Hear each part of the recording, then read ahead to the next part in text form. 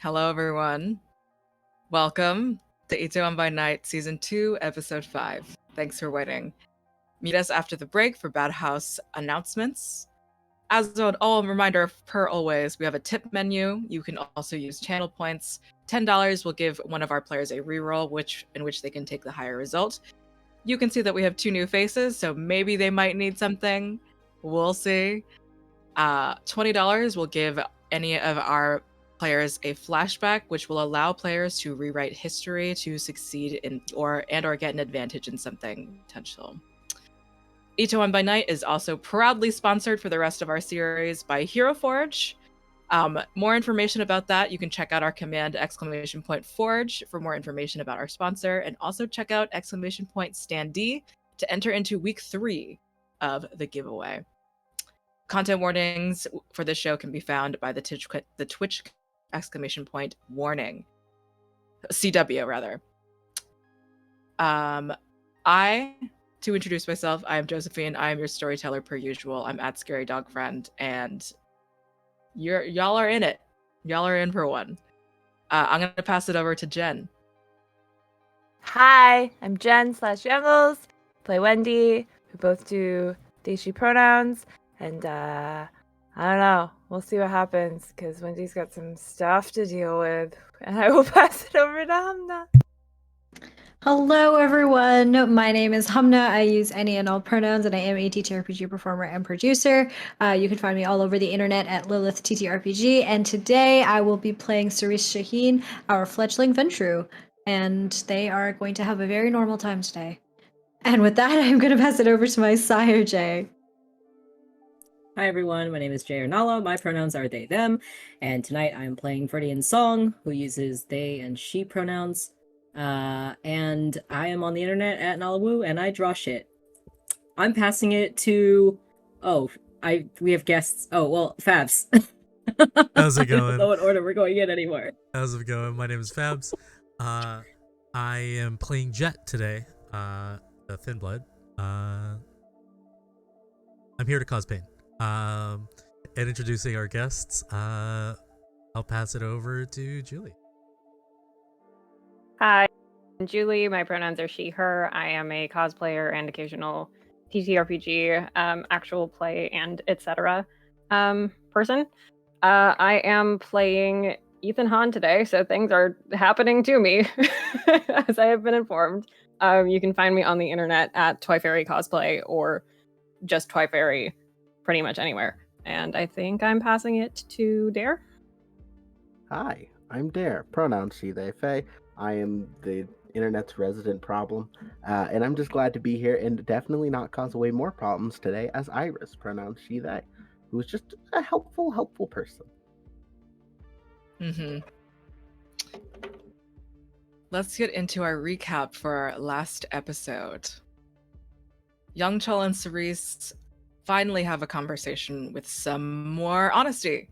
Updates about the cruise, and Youngchul being the source for these threats of the Hinos against certain Min subsidiary local branches, banks. Hyunmi and Jet end up showing up to this meeting for seemingly the same concern and reason. Cerise goes home to Ethan. Ethan says, "I love you."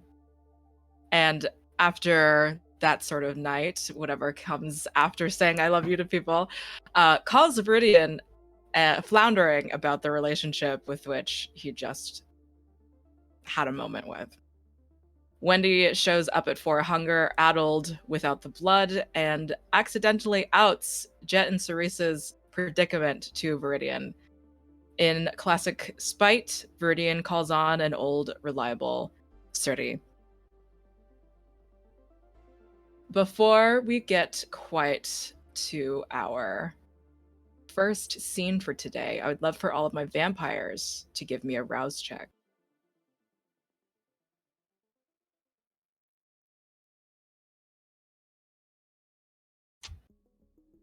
I rolled an 8. I rolled an 8 as well. I failed for the first time in a while. So you are at 2 hunger? I am at 2.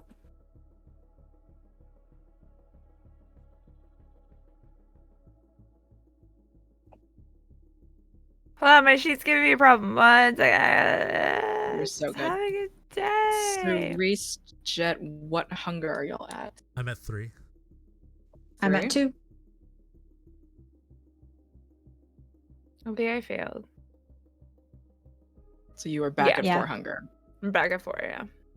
Okay. No, didn't you Wendy. drink twice last time? 2. Yes, you had Oh, 2 okay. bags. I did, okay. So you're back at 3. You did have 2.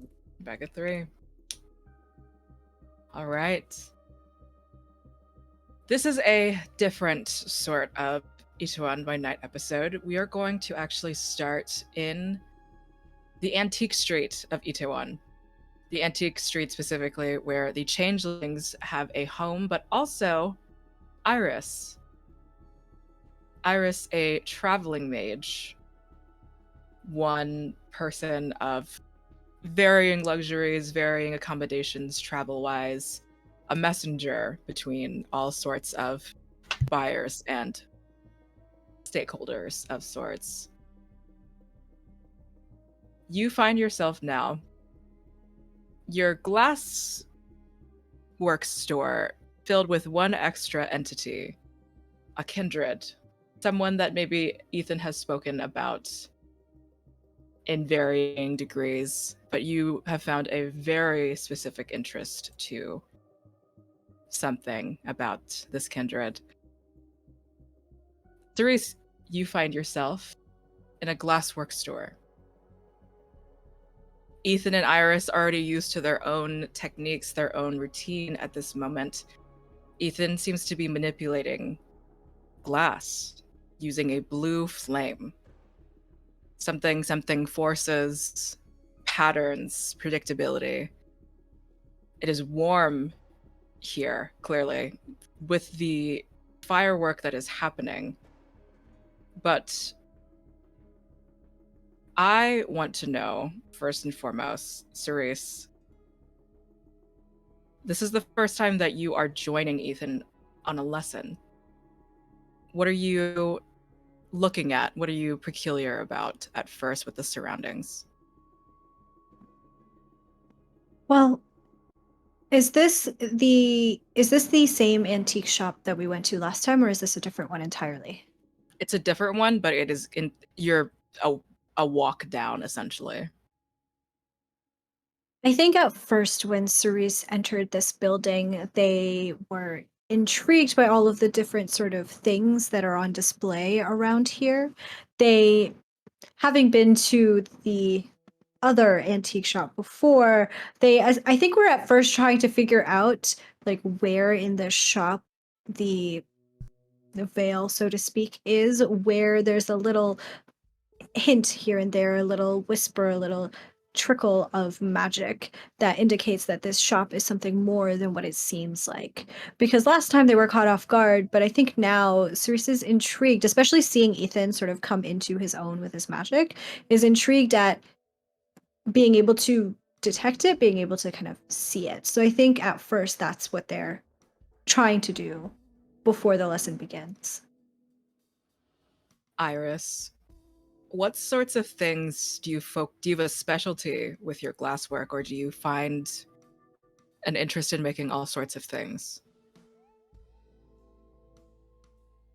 I think there's a certain joy in making like ornate window panes, in particular, little flourishes to add to like the exterior of someone's house. I think very particularly you see a lot of ones with swirls, or little like almost dots in circular and spiral patterns alongside a lot of the glasswork that they tend to make. Ethan, usually we can say you've been working on glass baubles of sorts, things that you attach wind chimes to, things with interesting insides. As you are working, you're not actually working with fire. You're working with your own force, your own sense of magic. What sort of thing are you working on today? Are you challenging yourself with something a little bit bigger, or are you sticking with something small? I feel like knowing Cerise is going to be here, right? This isn't a surprise, was it? This was sort of the both of you decided to just sit in. I think I'm gonna go with challenging myself a little bit for this one. Okay. What would you like to make? That is a great question. I feel like instead of going with like the usual, like I'm seeing like small trinkets, things that are small and fairly simple, just at least going a little bit more extra with the design of something would Mhm. probably be where I was going for. Okay.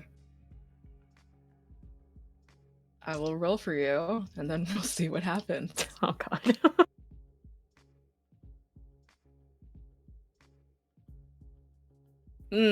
Interesting. Oh no. Um, Perhaps you were better off just sticking with something not so much of a challenge. Yeah, that checks out. Yeah. Yeah, you're concentrating a bit too hard, and the force, the little field that you're working with around this bauble, attempting to extend it, shape it into something more challenging, it shatters in your hands, unfortunately. Ow. I And think Cerise. No, go. I think at the breaking, you just hear a small, like, chuckle. Oh, were you being ambitious, my student? Just I just kind of it I'm gonna clean this up. It's Don't worry, I'll take care of it. No, no, no I got worries. it. I got it. It's fine. I mean, it was a great giraffe with tentacles before it exploded. Yeah, I'm not even gonna try and identify what it was supposed to be. I think I'm just gonna dig myself into a deeper hole. Is Picking it that up. is that what you're normally working on here? And I think Cerise kind of like looks at. I assume there's some sort of like table set up with like materials for Ethan to work with, and I think they're just kind of like pouring over all of the different things. I don't know how glass blowing really works, but all of the things that There's you would need.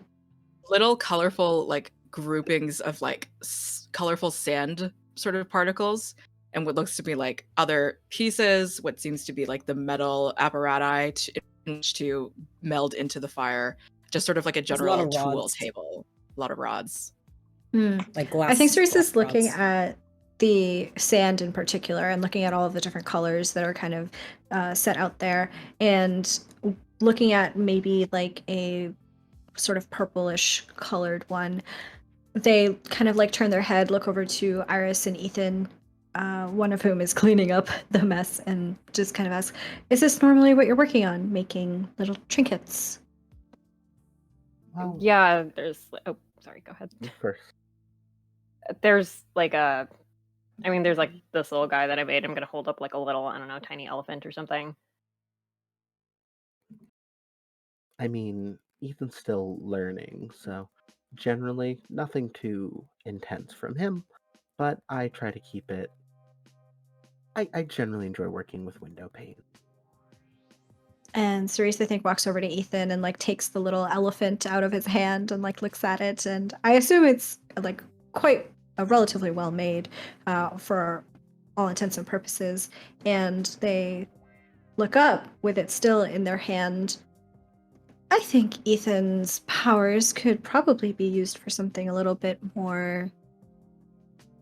Well, how do I say this politely?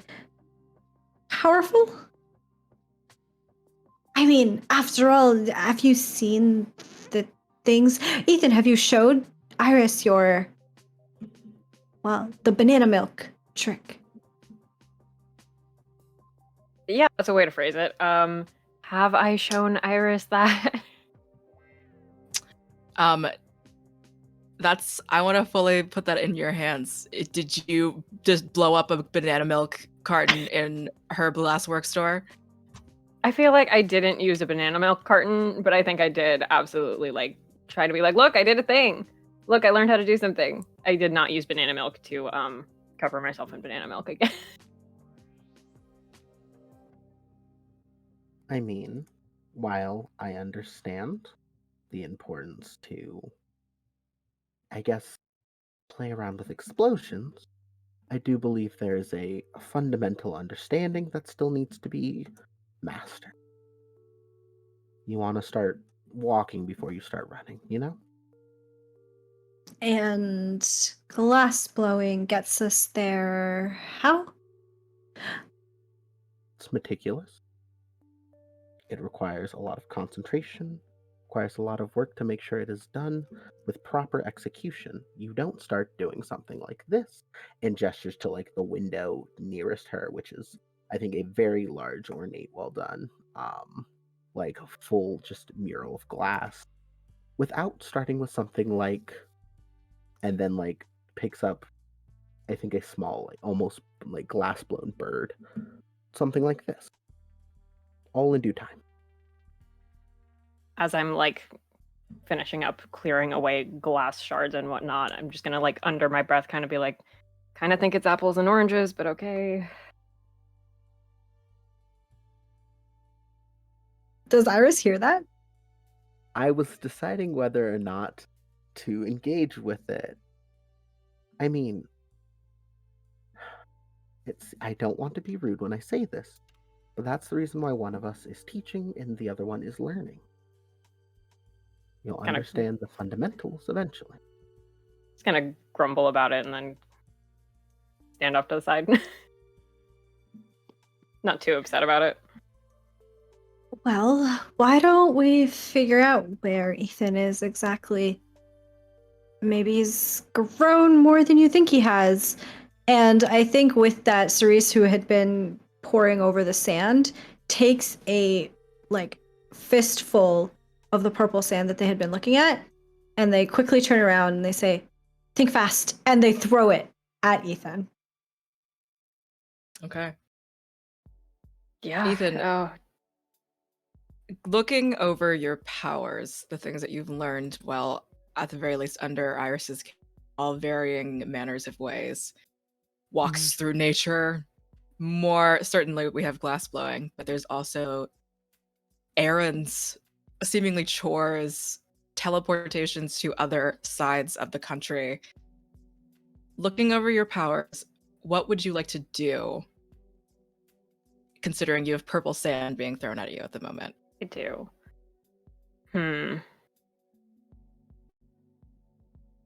I am trying to think because the instinct in me is to try and grab it out of the air and like glass blow it.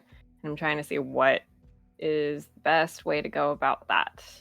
That he can really wrap his head around in the time that is sand is being thrown at me. Mm-hmm.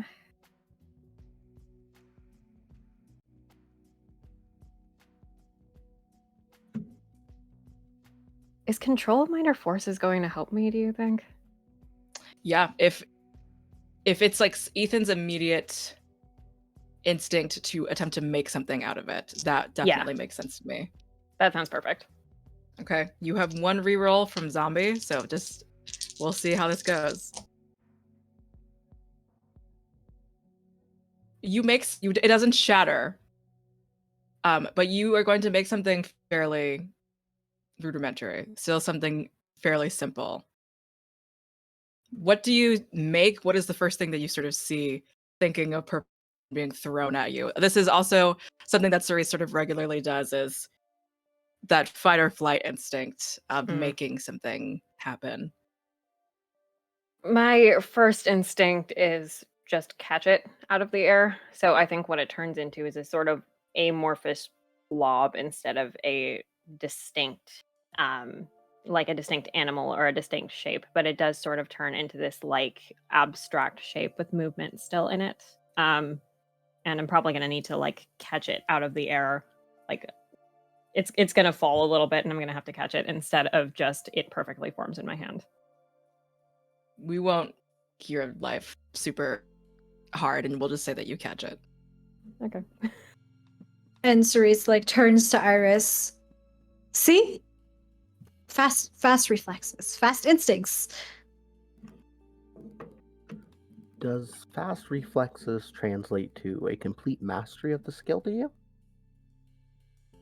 Perhaps not complete mastery, but I feel like it must count for something. It does. Now I know if I ever need to throw sand at Ethan, he can do a solid attempt. But magic is not that easy. It takes effort and work. For example, some of us don't start off doing stuff like this, and I would like to use co-locate self. Okay. Absolutely. I'm gonna go hard. What does that do? Okay. You'll see.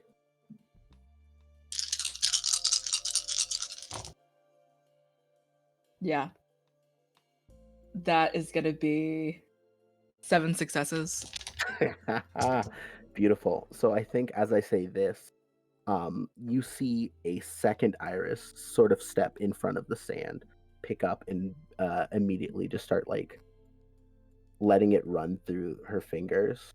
And then I think if you look a little behind you, there's a third one as well. Do you understand? And I think the "do you understand" is an echo said by all three of us. There are levels to this. So we master the basics so we can learn stuff like this. And then I think at that, the other two disappear and I'm back to where I already was. Oh, you're gonna have to teach us that. I had a interesting encounter with your friends, the changelings, Key and her mentor. Oh. I can't help but feel like, is any of that transferable? The power of it? Them, you, me, I mean, we're not all that different, right? Even Ethan. Why is it you're so curious?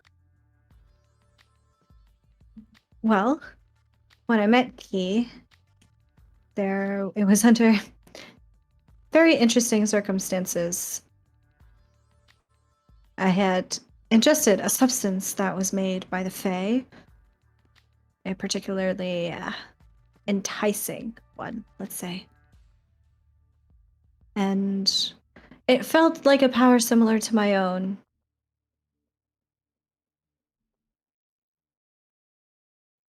Hmm. I think I sort of for a second just kind of look you up and down, and I think I'm going to politely deflect. I'll consider seeing if that's possible, but I do, if you'll allow me a second to pry. How do you two happen to know each other? And Cerise kind of looks over at Ethan, waiting to see, like, what has Ethan said to Iris about us so far. They're not quite sure.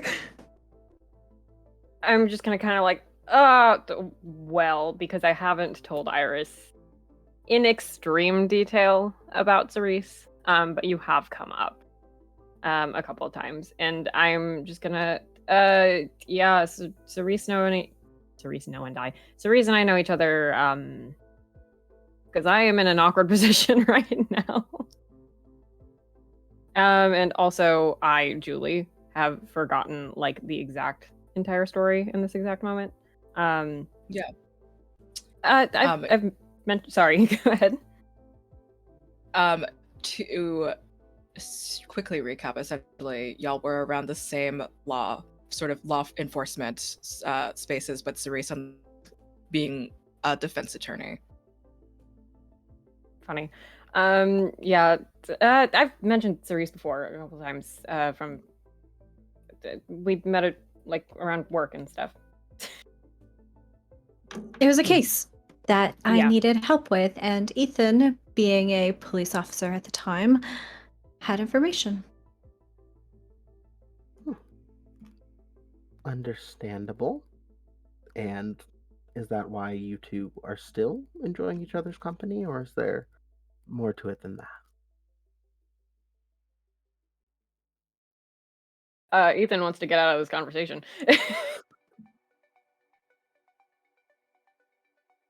I think it's funny, but Ethan wants to get out of this conversation. Cerise, I think, just kind of like smiles very politely. It's a very practiced, polite smile that they have put on for work, in the courtroom, etc., so many times. This perfect legal smile for Iris. We have found that our circumstances have brought us together again.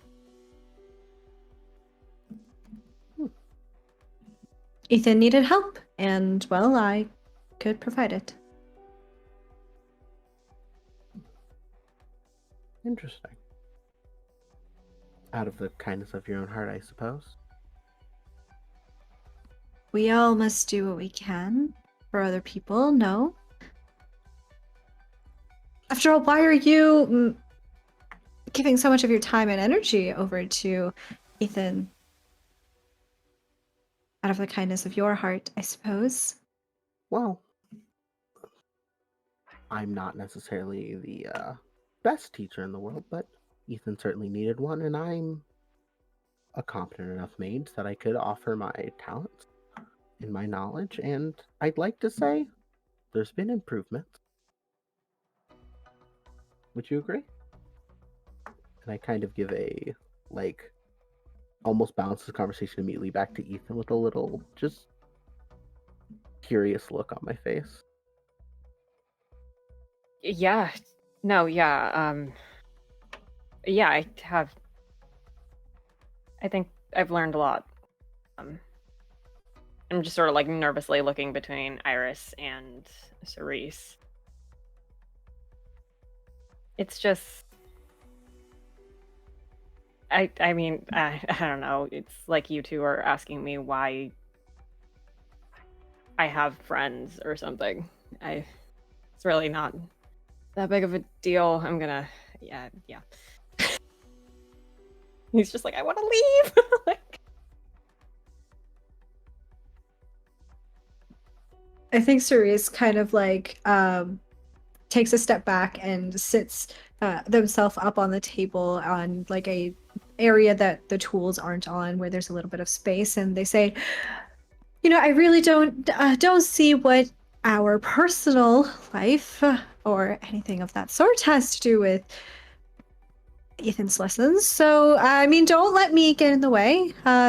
You can proceed, and I'll just be here watching. If you need help, I can help. I've been proven to be a good motivator to getting Ethan's powers out in the past. it's gonna awkwardly clear my throat. Oh, Ethan, I didn't think you told me you had a bit of a muse to work through. Well, that's a way to phrase it. Yeah. Yeah, Cerise has helped a lot. I mean, more friends, more help, better. I think Yeah, there is something beautiful about that. yeah, exactly. Well, who am I to step in on your fun? Maybe that's an operative word. Sure. Well, I, for one, would love to know how all of this works. So if you want to show us, well, show me. I'm sure you've shown Ethan already, but I would love to know. My powers and yours work. My powers and yours work differently, I think. Could give a sort of a demonstration, I guess. Absolutely. Would you like to help with the demonstration, or do you want me to take the reins from here? Sure, I can help. Yeah, our magics aren't one-to-one. I think you have things that you could do that I may not be able to.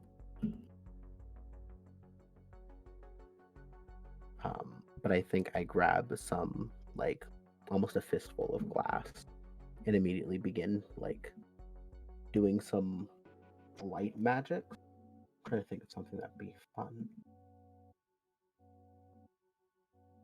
So, Cerise, what is it you know about magic, or am I starting from zero here? I can't say that I'm that familiar, to be honest. I just know that when I look at people, and I think there's a pause, there's a break in the sentence before Cerise continues. Interact with people. There is a certain pull, and I can use that for my advantage. I know that the Fae have their own version of magic. I'm not quite sure. They seem to craft things. I'm not quite familiar, to be honest. But that's the extent of what I know.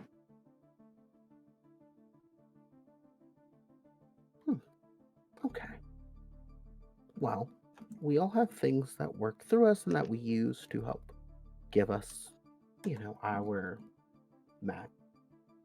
Um, I'm going to ask our lovely storyteller, am I aware to the full extent of how my magic works? Like, No. that's right.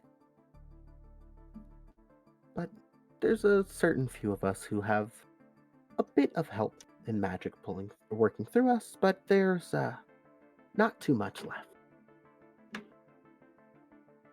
What was it now? 20 years ago? Something along that. And I think you can sort of hear her like working through a memory as she's like trying to like just make something pretty simple just to demonstrate her magic. Um, there was a war, and like she says it so matter of fact, between a lot of the various powers that be. Do you know any of the relative covens around or the different factions? I am still so new to this, well, world, I guess. So I haven't had time to read the history books. Okay, well, fair enough. Once again, starting from zero. So, there's like the Circle of Nine, Technocracy. There's a couple of independent covens doing their own thing, and they all wanted the powers that come with doing stuff like this. And there's not a whole lot of us left after the fact. Some of us, simply, like yours truly, just wanted to have a good time. And others wanted to collect and hold on to everything they could. So, power struggles happen, factions come and go, and then the technocracy is left. And you would say I'm not the biggest fan, right, storyteller? I'm just kind of minding my own business and all of that. You don't want to be involved in anything, really. Exactly. So, some people want control, want power, want to keep an eye on everything and make sure it's ordered. And some of us, like yours truly, simply want to mind their business and have a little fun along the way. And what's fun for you look like? A very revealing smirk, I think, crawls across her face. You wouldn't have heard of something called the Cult of Ecstasy, would you? Actually, I have. Oh. Yeah. I can just leave it at that, right? How does one gain entry to this cult? And I think Cerise looks over at Ethan as they ask that. Have you joined? And I haven't, right? No. Yeah, no. Ethan, who I want to say is kind of like absentmindedly messing with some of the like tools that aren't being used, or absentmindedly like making more shapes, is just no, not me.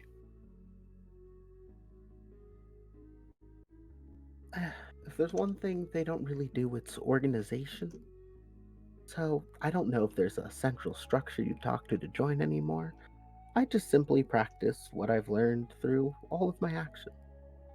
I live a life of fun, leisure, and I do whatever comes naturally to me. And he is part of this cult, yes? Storyteller. I'm not certain. I don't think you really know Key. Okay. I think the one thing you know is Key is a changeling, which is not a mage. Yeah, that sounds about the level I'd care. Wouldn't know. Don't make it my business to know that much about many people. Well, I hope you'll forgive my curiosity, but I would like to learn more about this cult of ecstasy.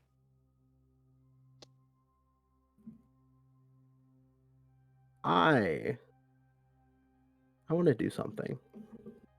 Okay. I'm just a little curious about our friend Cerise here.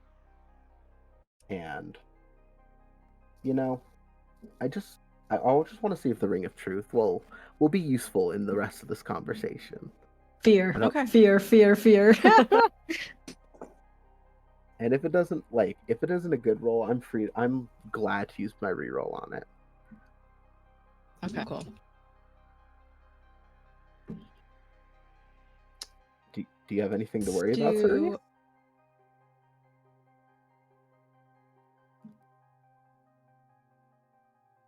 Do something just for fun, Cerise. Yeah.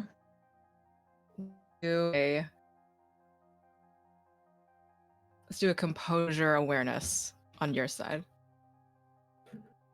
I am not good at those things.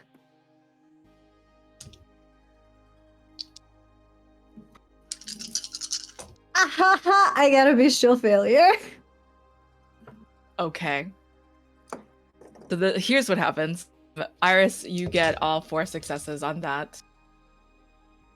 The Ring of Truth. I want you to tell me, Iris, through your magic, what does it look like going into Cerise's mind right now? What is the Ring of Truth through Iris's magic? What does that look like? I think it is like in almost that way that Iris kind of likes to play with things like portals. You see almost a small like portal appear in like a faint magical glow, and then like sort of sparks and then disappears. Just a little like she almost literalizes it, I think, through her magic, as if she's made a portal just to the inside of a person's like mind. Okay. Cerise, you feel an intrusion. Something that pounds in the back of your mind as something foreign to your body, foreign to your mind, something that is attempting to invade part of you, something the beast knocks rather than growls, because it is Viridian, just sort of that strange, don't let that go through, but it does. What happens? Do you grimace? What is your response or expression to feeling this sudden thing? Despite themselves, Cerise gasps a little bit, I think, at the intrusion. And their eyes kind of dart to Ethan in this moment, because the only thing really that Cerise potentially has to hide here is, well, things from Ethan. And so it is a slight fear that comes across Cerise that is probably mildly detectable on their face at the prospect that Iris, in whatever way that they are probing, might find things that Cerise does not want Ethan to know.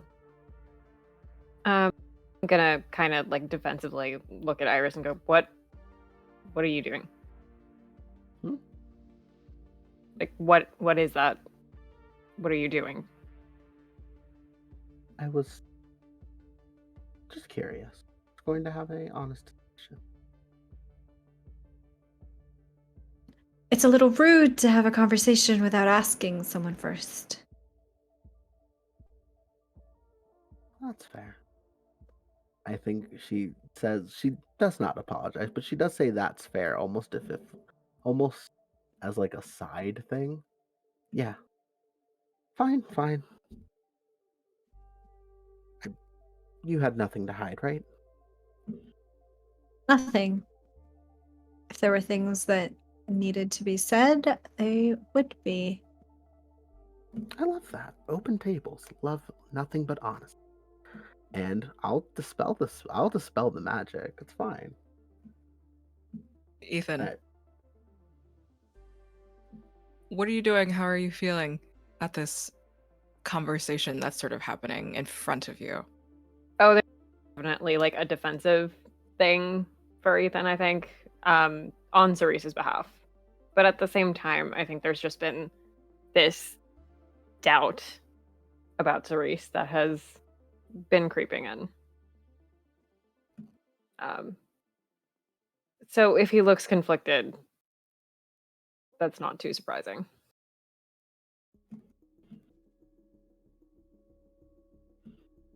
Okay, well, this is a lot of excitement for one day, I think, for me. It's getting late, and I think Cerise looks at like an imaginary watch on their wrist. They don't wear a watch.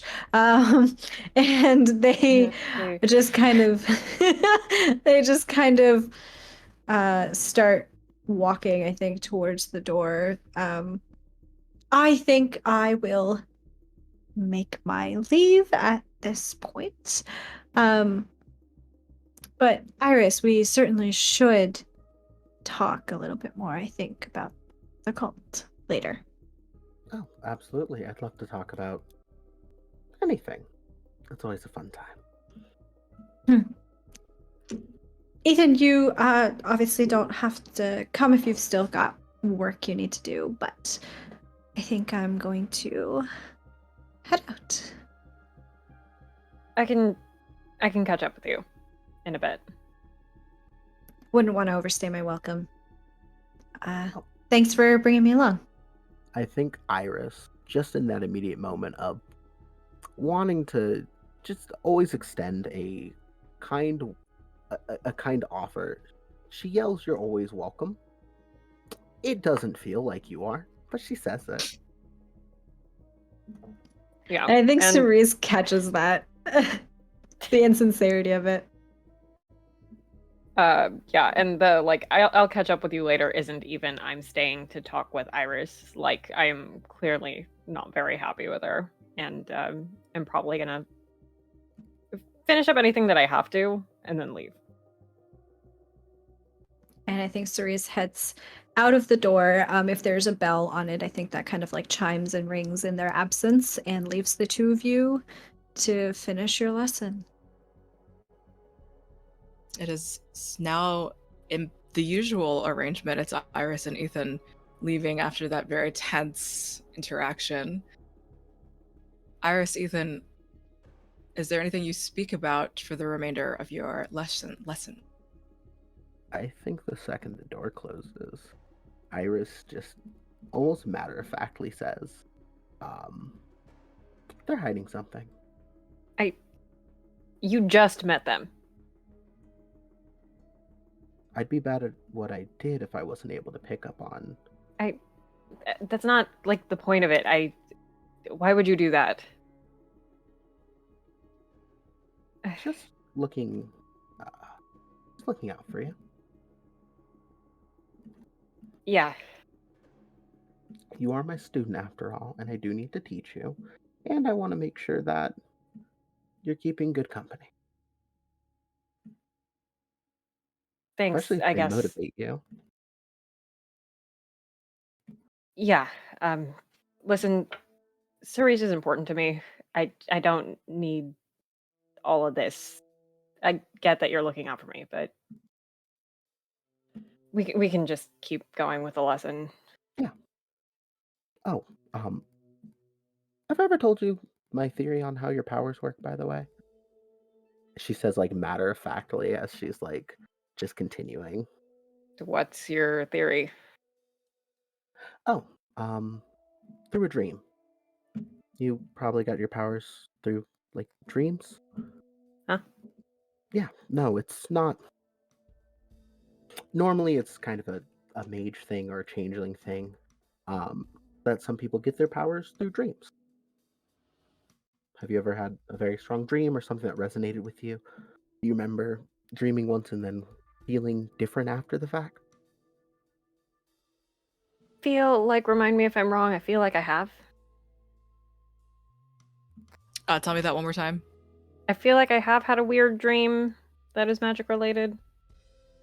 One of your first dreams, magic related, was during the time that you were kidnapped.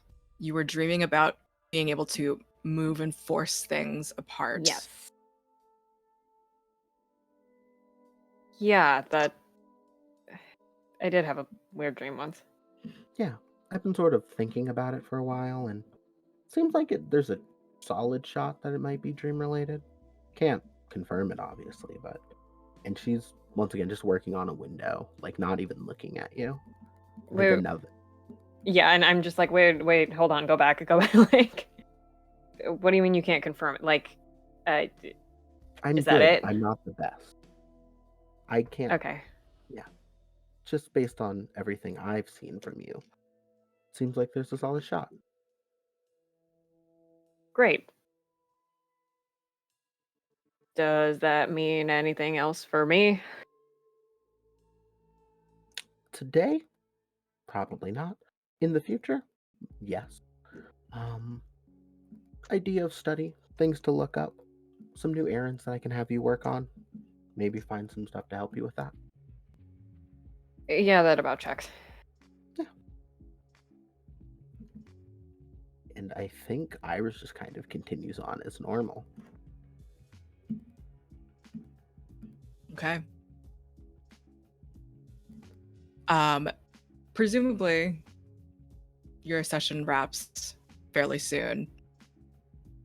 Ethan, do you do anything before heading back to Cerise's home through, honestly, it's not so much of a walk as so much as Iris providing you a portal, and you are, if not you get there first to the apartment, you get there fairly soon after Cerise gets home.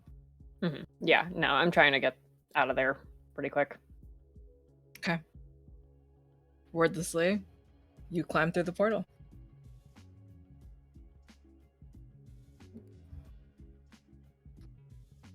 And I think at the apartment, Cerise is just kind of, I think, has maybe like just opened the door and like just walked in when Ethan like materializes through the other end of the portal into the living room. Oh, great. You are back. How was the rest of the lesson? I think it'd be funny if I'm the one walking through a portal, but also I'm the one who like jumps at the door opening. Oh, yeah. It was good. Iris told me that she has a theory about my magic being related to dreams. And kind of typical Iris stuff. Kind of a nebulous approach to teaching me. She certainly has a unique approach to things, it seems. But, you know, if it's working for you, then that's good. Dreams, you said? Yeah. Maybe it's worth keeping like a dream journal or something to help with that. That sounds like it'd probably be a good idea, yeah. Did Iris say anything else to you after I left? Look, I know that that was kind of a weird first introduction with Iris. I'm really sorry. Yeah, I just don't really appreciate somebody knocking, not even knocking really, but just barging in through my mental space like that. Yeah, I didn't either, and I told her as much. Don't worry about it too much. And you're sure nothing? You shouldn't say anything to you.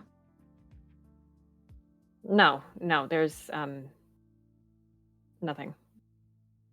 I mean, like, you don't have anything to worry about, right? No, no, of course not. I just worry about you. That's all. Yeah, I think that's Iris is just being Iris. Right. Right. Okay, well, I mean, had a long day. Don't let me keep you. I'm just gonna.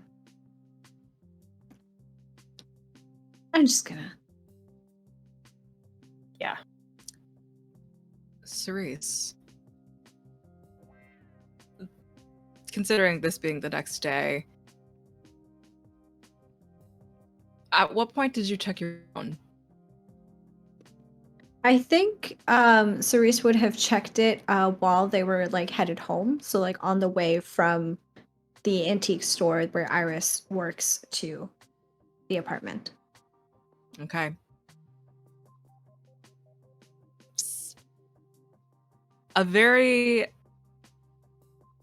There's something about seeing a missed call and a voicemail from Viridian. There's Oh. a few texts as well.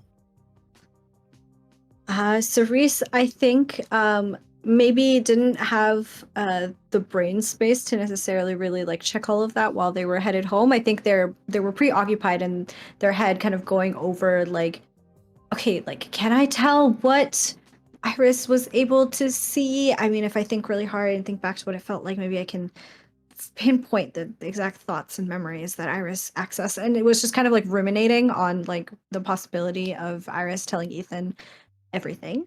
And so they didn't really have the space to sort of think about it. But I think after leaving Ethan, Cerise like goes back into their bedroom and kind of takes out their phone and looks through the texts first, reads the text first, and then will go and listen to the voicemail.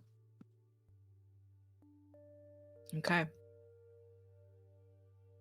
Jay / just Viridian in general. Could you remind us?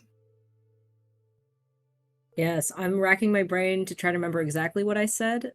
I believe I texted you something along the lines of, like, call me now, we need to talk.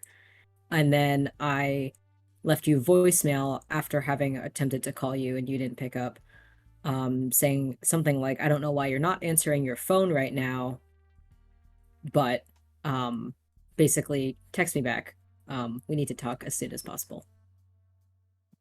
And seeing the odd way that I think Viridian was texting, and probably the way that she sounded on the phone, Cerise's like alarm bells start Bad. ringing in their head. Yeah, and so they kind of immediately text back asking like, "What's wrong, 사장님?" And they send that text off. I think Viridian's been doing work from their home office tonight. They had preoccupied themselves the previous night with Suri, and there's a good chance he's still around, probably just hanging out or sleeping. I don't know, because it's nighttime. But they finally get a text back from Cerise, and I think Viridian's had like almost 24 hours to kind of like chill out about this. They're still mad, but like they've calmed down from their sort of initial like shock and anger of finding out what happened. So when Viridian finally gets a text back, they pick up their phone and they look at it, and I think under their breath out loud they just mutter something like, wow, about time. And they think for a moment, and then they text back, I found out some concerning information, and I want to discuss it with you, but I would like to do it in person. Are you available? Question mark. Send text. Cerise is confused at this text because they're not sure how Viridian could know anything. Viridian knows that Ethan's brother is dead. I mean, I literally brought the body to their house, so that can't be what they're mad about. And I think Cerise just like takes a few minutes to try and like figure out like what exactly is it that Viridian could have figured out or been told, and giving up at one point, not really quite sure what it is, because their mind is still, I think, circling around Ethan, so their thoughts keep going around the things that they're hiding from Ethan. And they respond back saying, I can meet you right now. Tell me where. And I think Viridian does that kind of annoying thing where like they don't really acknowledge what you just said and they just text you, I'm on my way to your place. Okay. And I think Cerise will just kind of like at that exit their bedroom and like kind of like look out for where Ethan is. What is Ethan doing during this time? This is what, same day before? Yeah. It's like Same day. immediately after. Oh, okay. Yeah, no, I'm probably just like, I don't know, scrolling through my phone. I don't know. Minding my And own I think business. yeah, Cerise finds you, I think, like in the living room or wherever you are, kind of on your phone. And they kind of do that thing where they like kind of like awkwardly stand in the like hallway and try to get your attention. And then when you finally notice, they go, so Viridian is coming over, wants to talk about something. Just so you're not surprised when she arrives. Oh, yeah. Should I like go somewhere else? No. or- No, I mean you can stay if you want to. It's totally up to you whether you want to stay or go somewhere. That's Oh, no okay. worries. Yeah. And I sort of give off the like I think my plan right now is I'm gonna sit here, and then if Viridian gets here and like in that second it gets weird, I'm gonna leave. I am plotting an escape route. And the escape route is into like another room or something, like not like leave the apartment, but Jump out the window. yep. And it's like, okay, I'm tying together some bed sheets. No, I'm kidding. like a You're cartoon crawling trail. down the Yeah. fire escape like I'm out. There's secret tunnels in this building. You can just use those to escape. Yeah, exactly. Perfect. Yeah, no, I'm just gonna be like sitting here, and then once Viridian gets here, I will reevaluate and possibly run. And I think Cerise just kind of says, all right, okay, I'm just gonna okay. How are you, by the way, Ethan? Just in general, like in this moment. Yeah, fine. you just seemed a little uncomfortable at Iris's shop, so I thought I think check in. everyone except Iris was uncomfortable at Iris's shop. I know that's just both of us, but that was weird. Is that normal? I don't know how to define normal with Iris. That's fair. You know what? That's fair. And I think maybe this conversation is like happening as Viridian is arriving at the apartment. Yeah, and I think do you think Viridian has a key to your place? Yeah, definitely. Okay. Then you hear the key in the lock, or if it's like a touch key, you hear your door unlocking. And Viridian will walk in the door. Are you both sitting like in direct line view of the entrance, or are you in a separate room that's like farther off from like your entrance area? I like to imagine that the apartment kind of opens into the living room, so we're probably Yeah. like in Okay. view of the door. Yeah, I figured. Okay, so then Viridian steps into the room, closes the door behind them, takes his shoes off, and sees the two of you. And they kind of stop in their tracks. Wasn't expecting to see Ethan just sitting out here in the living room. Um, uh, and you can see that Viridian falters, and they approach the couch area and just says, Ethan.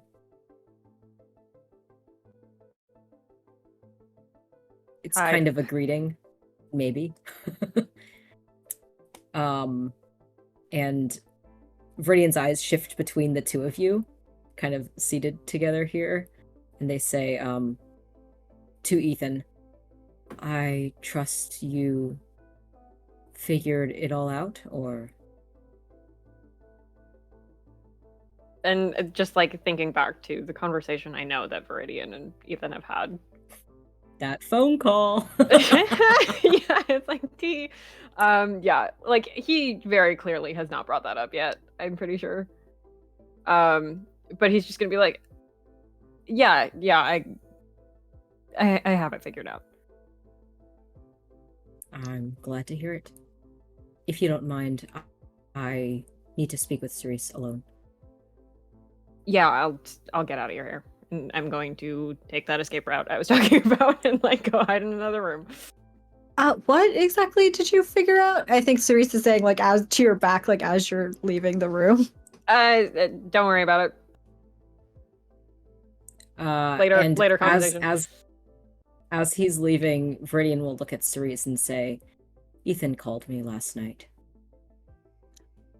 Oh. But that's not what I'm here to talk to you about.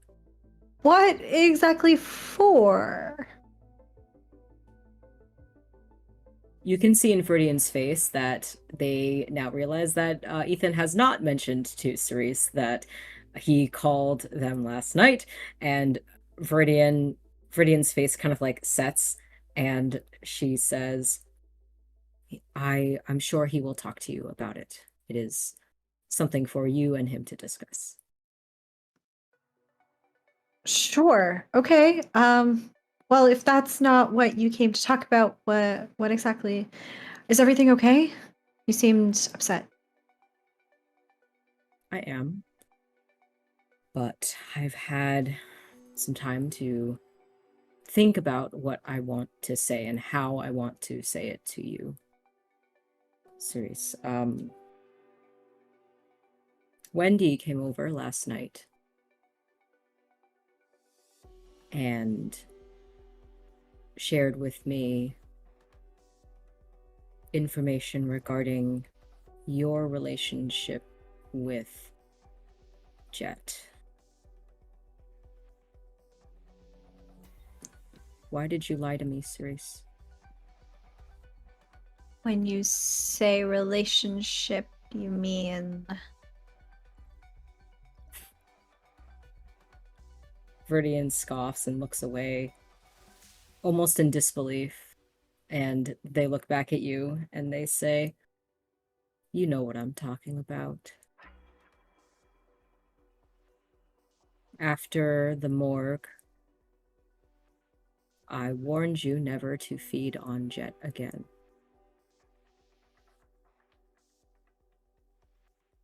Hey. And Cerise, I think, starts to get very visibly uncomfortable at this sort of confrontation. And where they had been sitting, I think they kind of like start to like scooch a little bit, like fidget a little bit. You know that I wasn't in a good place at the time, Sajangnim. I know. And I want to re-explain my position to you, because I cannot change what you've done. I can only hope that you will alter your actions moving forward. If you recall, during our original conversation about this, I was concerned that you continuing to feed on Jet would result in a blood bond. I have since realized that Jet's blood is not potent enough to be able to do that, So that is actually no longer a concern of mine. I believe you remember all that I taught you about blood bonds. I do. And I haven't felt any of the things that you mentioned at the time, such a name. I don't think that I that's... know. What I'm concerned about is what Jet is feeling. With your lingering kiss.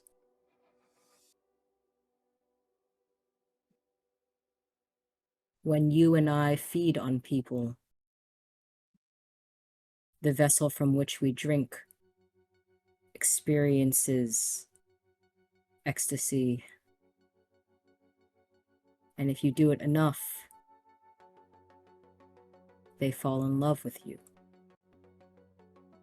They can't imagine not having you. It is a love that induced by our blood, by our power. And it is concerning to me.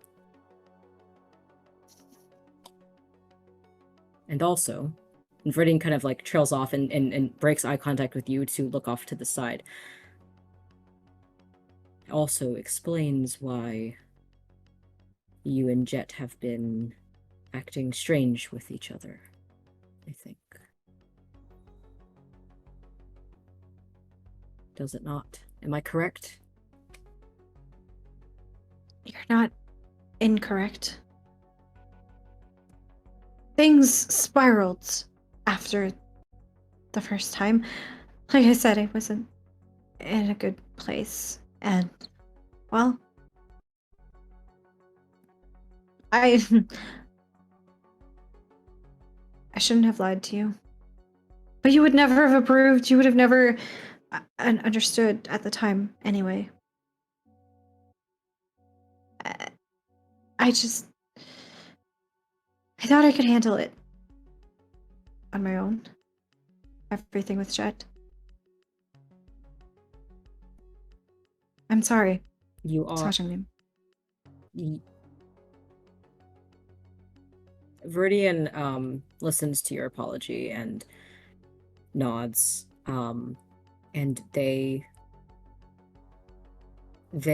think for a moment and they look at you, head tilted slightly. And Viridian says, "You are going to end the effect on Jet, right? That will solve your problem." And I think you can see the conflict on Cerise's face when you say that. I want to. Why haven't you?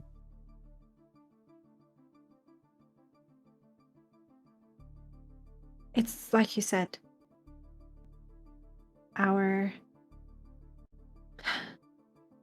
We have an effect on people if we feed on them enough. I'm worried. I'm worried that will go away.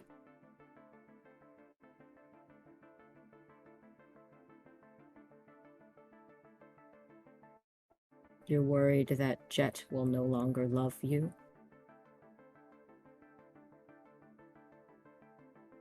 Do you love him?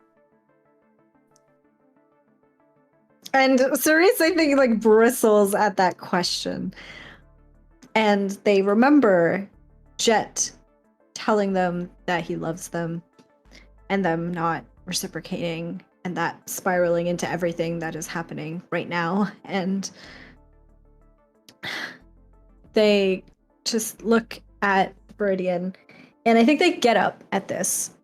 The anxiety in their body, I think, starting to swell a little bit, and they start just like making small, like, little pacing back and forth in front of the couch that Viridian is sitting on.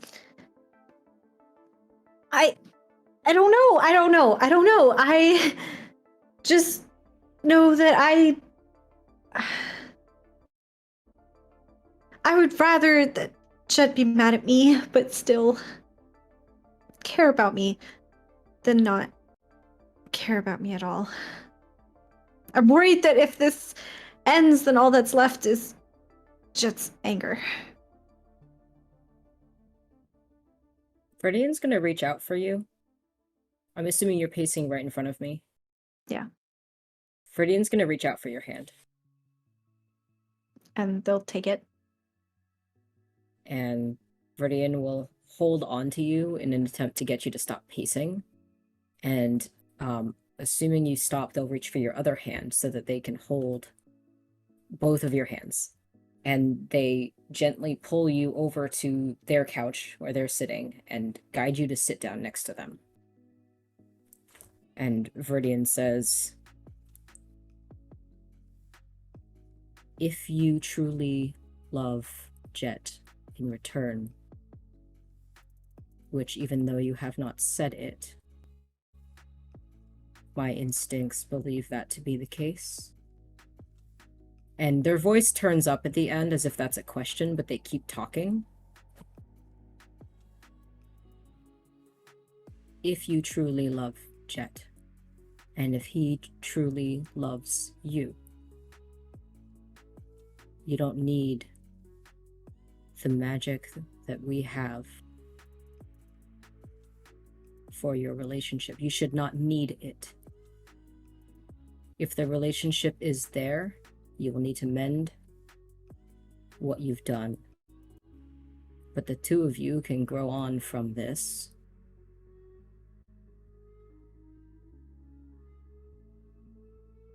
And I think Cerise's gaze moves over and lingers to where the direction that Ethan had gone, into whatever room that he had gone into. And they remember less than about 24 hours ago when Ethan had the effect dropped on him. And they just kind of sigh, this big full body sigh. I did it with Ethan, you know? I know. No, I mean, I dropped it.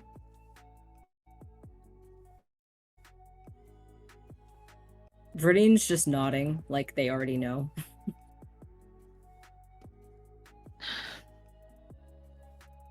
Okay.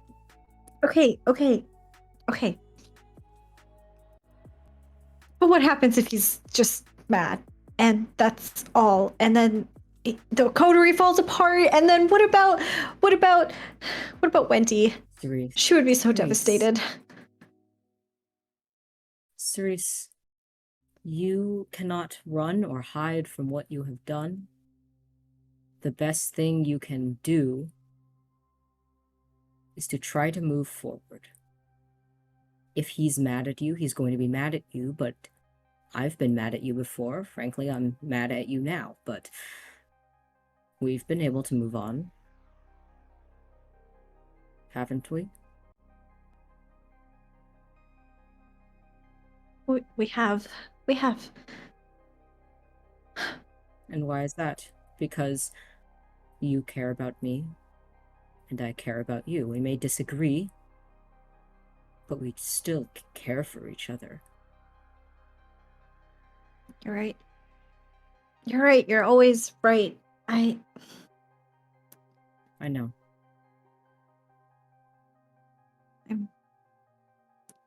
really am sorry, Sajangnim, for lying to you. I just didn't know how to bring it up. I understand. If I was in your position, I understand. Okay, I guess I need to talk to Jet. Does it have to be right now? As this is happening, It should be... Yeah, and Viridian's about to say, it should happen tonight because I invited Jet over. a car pulls into the parking garage of 91 Hannam. A very familiar looking car. And Jet, you pull in and you close the door behind you. and we're gonna go on break.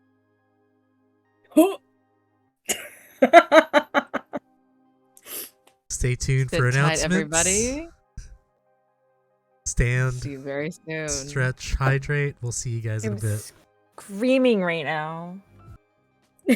Hello, welcome back. Thanks for waiting. Bad House RPG specific events. The Hero Forge entries for week 2 are out. Congrats to Zombie Fighter 89, Brainwash, Kendo Mix Films, Suck You Silly, and Thirst Trap Moth. Congratulations on winning 1 of 5 acrylic standees of the Hero Forge miniatures. Once more, exclamation point standee will get you into week 3 giveaways for, again, those 5 acrylic standees. Reminder, you can also comment on Itaewon Season 2 VODs on YouTube as an entry. As of yesterday, applications for the renewal of Red Row, Aspire the City Must Fall story has officially closed. Check back with us very soon for cast and show start updates. Suck You Silly. Congrats. Shout out to him, them, whatever. We're gonna go back into our vampire story.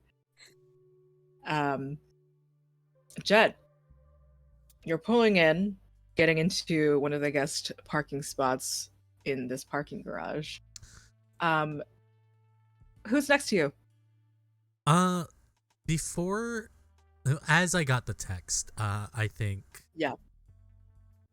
I was feeling a little, I was feeling a little nervous as to what's going on. I'm like, what the hell is this? As if I don't have enough. Viridian does not problems. elaborate. Yeah, I was like, as Viridian if I doesn't don't have elaborate in enough text. problems. Young Chul is being a jackass. I haven't heard from Wendy. I don't know why. I don't know whether they're upset with me or whatever.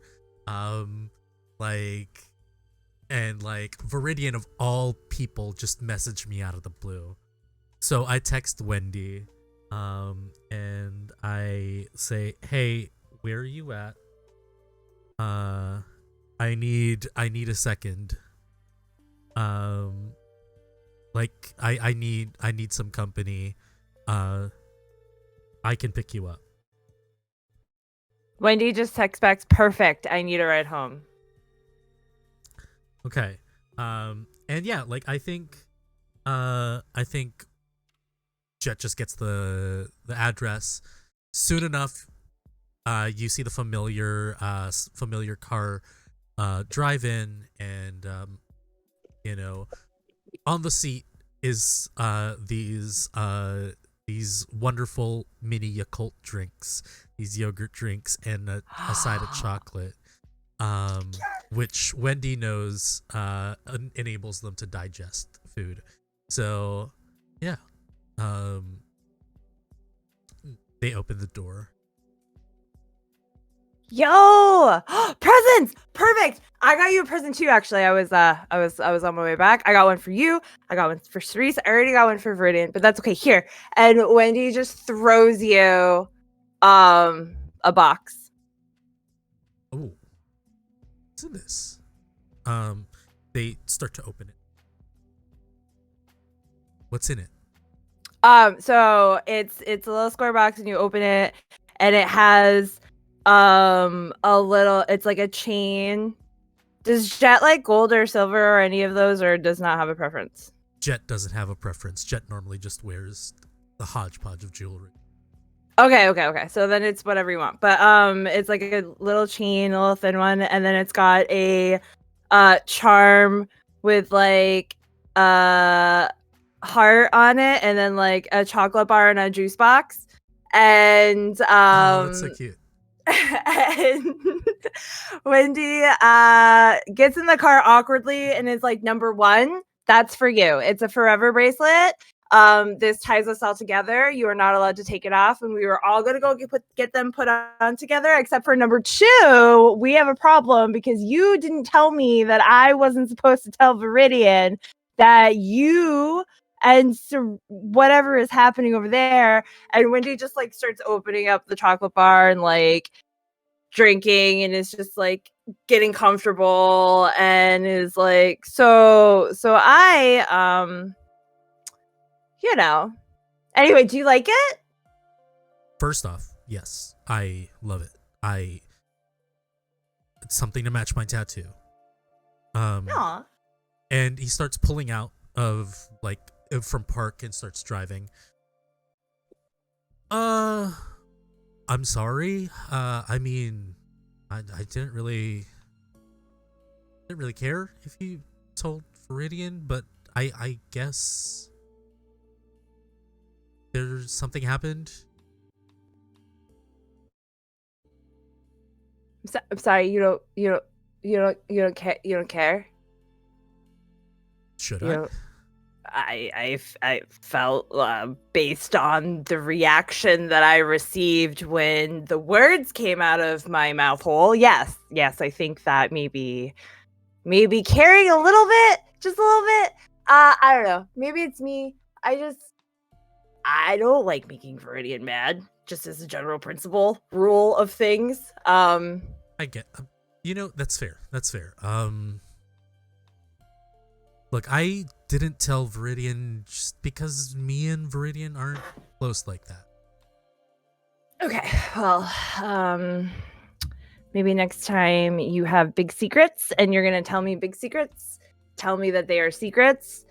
I mean, it's not Because I mean, like I said, I would have told Viridian, but my relationship with Viridian is more of business and not like us. I would never call Viridian Ajuma, right? Then, and not that I'm calling you that right now. I'm driving. Don't hit me. I know we can survive the crash, but would you just puts the hand down back onto. I'm not calling you that right now. I'm just saying. Mm-hmm. Our friendship is different, and I just feel more comfortable telling you. And as you pull up to the red light and the car stops, Wendy hits you and is like, "You wouldn't call Viridian Ajuma? You call me Ajuma? She's older than I am. What do you mean?" I get it. It's just I'm more comfortable with you. You're like, again, I told you, it's like the sibling dynamic that we have.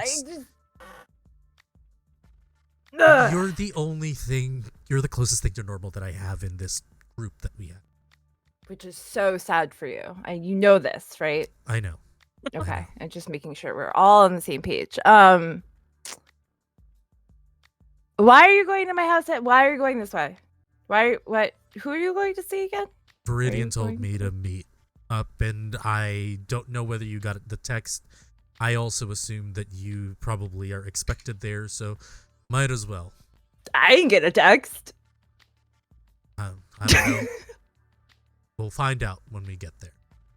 Okay. And Wendy takes a couple more pieces of chocolate and just shoves them in her mouth.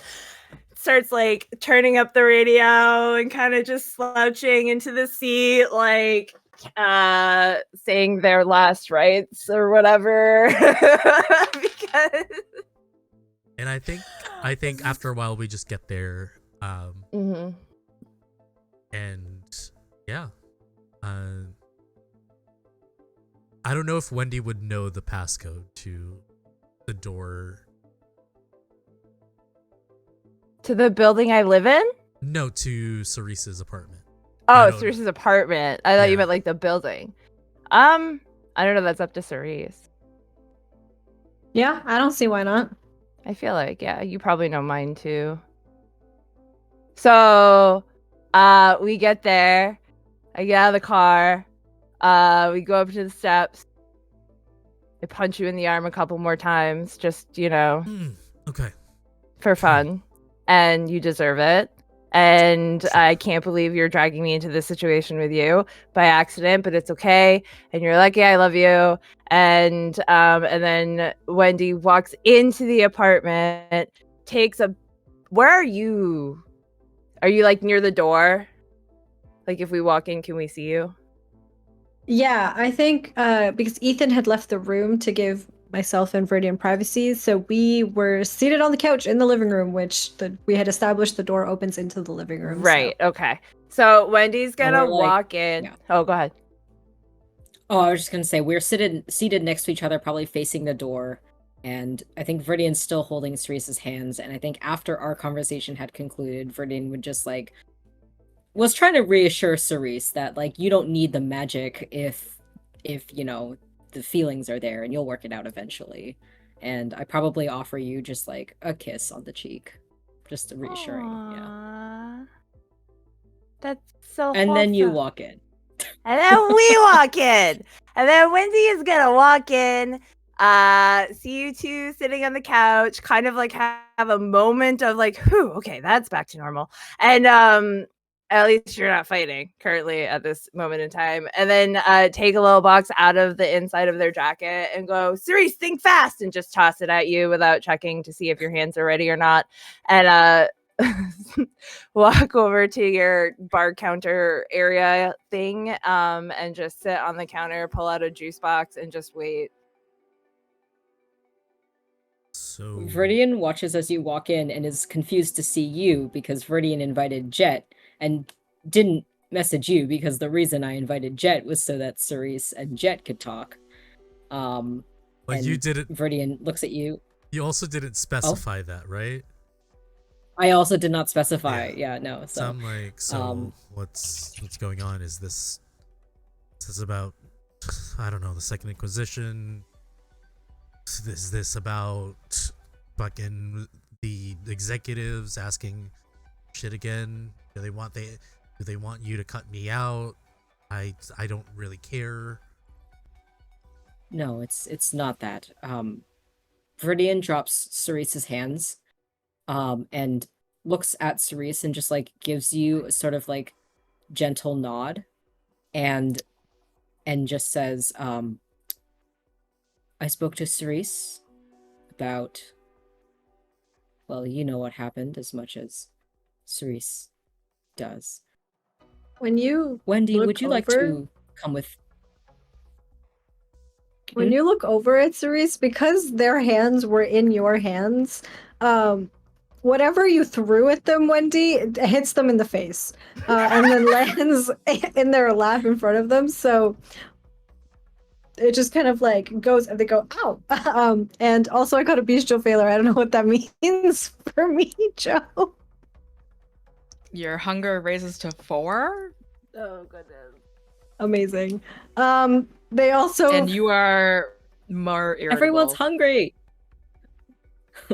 I think the box hitting them in the face reminds them that they haven't eaten in a while, and kind of brings that a little bit to the forefront as well. And when Viridian lets go of their hands, they kind of like take the box. They don't open it yet, but they kind of have it in their hands. And Viridian kind of looks between Cerise and Jet, and then shifts gaze to Wendy and says, Wendy, we should maybe give them some privacy? Wendy like thinks about it for a second. He's not a big sign. He's like, fine. They didn't ask me if I wanted to be dragged into this to begin with. I don't know why I have to like give them privacy now, but okay. And like just kind of like follows Viridian. Viridian looks at you and is like, are you okay? Yeah, fine. Just fine. Things fine. You don't look fine. You don't sound fine. You don't have to lie to me, Wendy. It'll be good. Everything's fine. We can talk about it later. I think the two of us are going to just walk away from the living room and maybe go towards like the bedroom side of your apartment where Ethan is. Yeah, can I catch them in the hallway? Yeah, absolutely. Great. Great. And so Wendy and Viridian see Ethan, Yeah. and Viridian says, "Oh, good evening. Thank you for giving us space." Yeah, you were here. Why is... And then I'm just gonna point at Wendy. Why? Also, why? Ethan lives here. Right. That's a thing. Got it. I love it. Why... I also haven't seen Jet, so I don't know that there's more people here. I'm just like, Nope. When did you get here? When did I? Yeah, that's Wendy a good just question arrived with today. Jet. It's a good question. Yeah. Me and Jet just showed up. So There's more people here? I invited Jet to speak with Cerise about things. That's all. Also, you really should speak to Cerise because they had no idea what I was talking about regarding our conversation. Yeah, last night. I'm gathering that. I would have done that, but then I'm just gesturing to all the people in the hallway. what conversation? Your conversation? What conversation did you have? Ethan called me last night, and I think Viridian is like corralling us into Yeah. like a bedroom. I'm just getting shoved back into the Like- room that I was in. Like, Yeah. And Viridian closes the door and just says, Ethan called me last night. I won't derail the conversation with details, but it was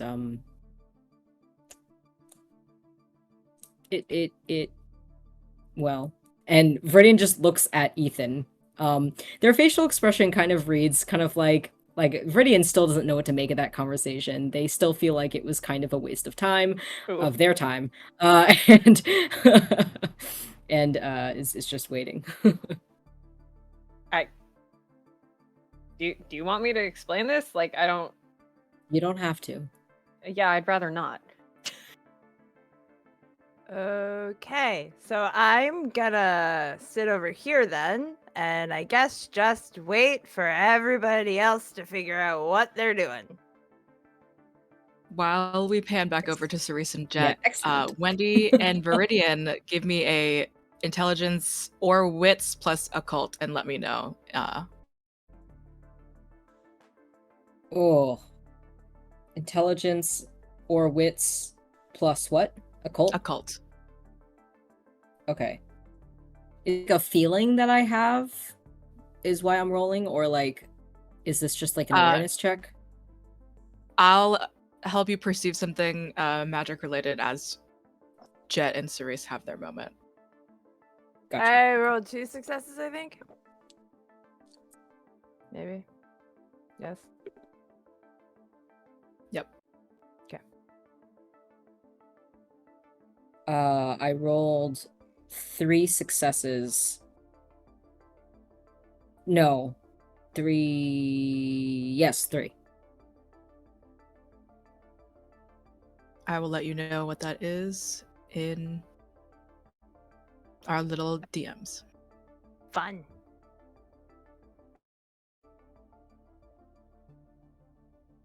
And back in the other room, in the living room, Cerise is still sitting on the couch with the box that Wendy had thrown at them in their hands, and they're just kind of like thumbing it as they look.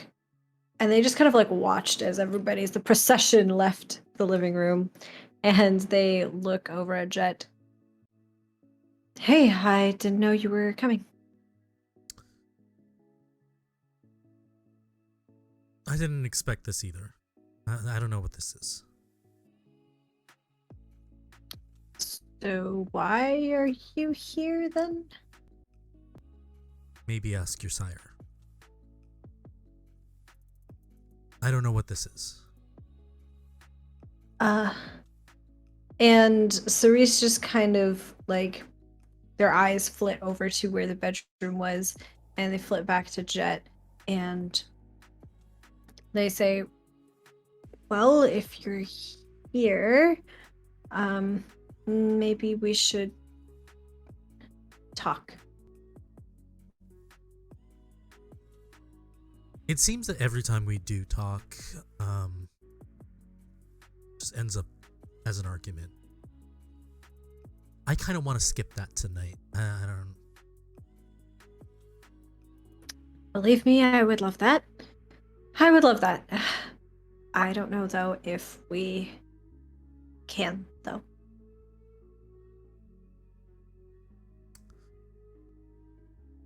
What do you mean? We're not children. We're adults. I can very much well leave here now. What's there to talk about? What isn't there to talk about, Jet? We haven't exactly talked for months now, actually. Not really. Last time I tried to talk to you. You kind of made it clear that kind of like a plaything to you, so. That's not true. Is it? Because if I wasn't, then maybe whatever this thing that you have over me should have been over now, and then we can just go back with our lives, and I can do what I do best and keep things safe for all of us. That's not why. It's not why. Then why? Make me understand, please.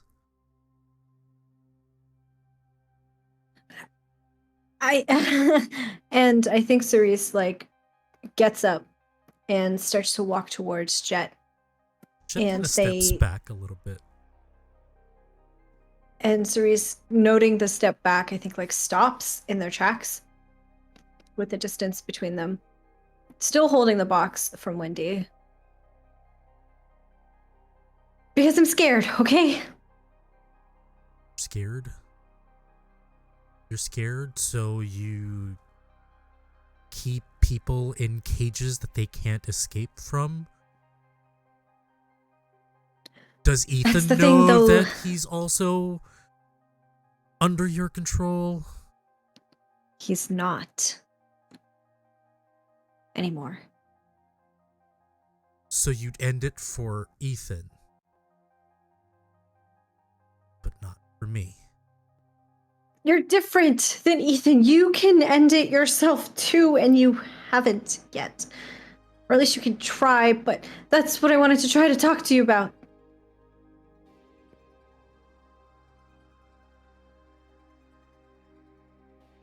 What do you mean, can try? If you recall, you and I are different. I never had the desire to teach me all these things. So please tell me, what do you mean by that? And Cerise takes a single step forward towards Jet. Right. Of course. You're not that different from me. We are both kindred, after all. Anything that we do to each other, we can try to resist, to end.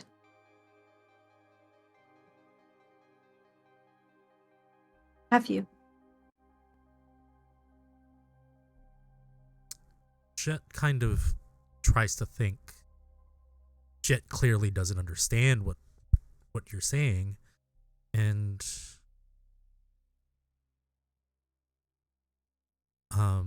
I think Jet just looks back at you and is like,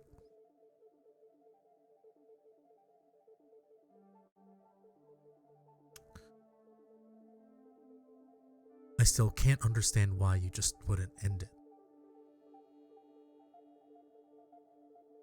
Because what if this isn't real? So you'd rather live a lie? Rather I live a lie just to placate your insecurities? That's fucked I'm not saying it's okay. I'm not saying it's okay. But you wanted to talk, so I'm talking.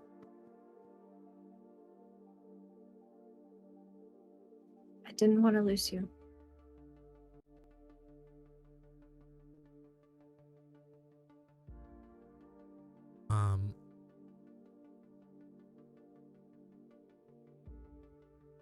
I think Jet is going to try and figure out a way kind of retrace what Natalie has taught past.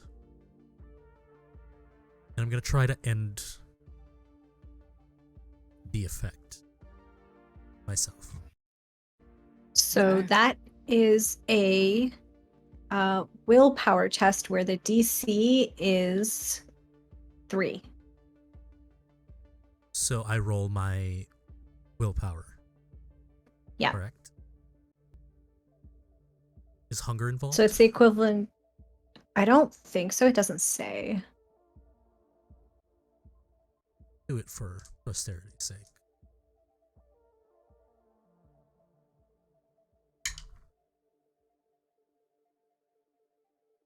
I am going to use one of my re.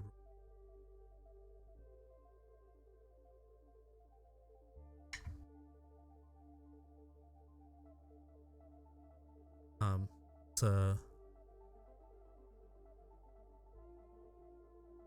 5, 6 successes with a messy critical.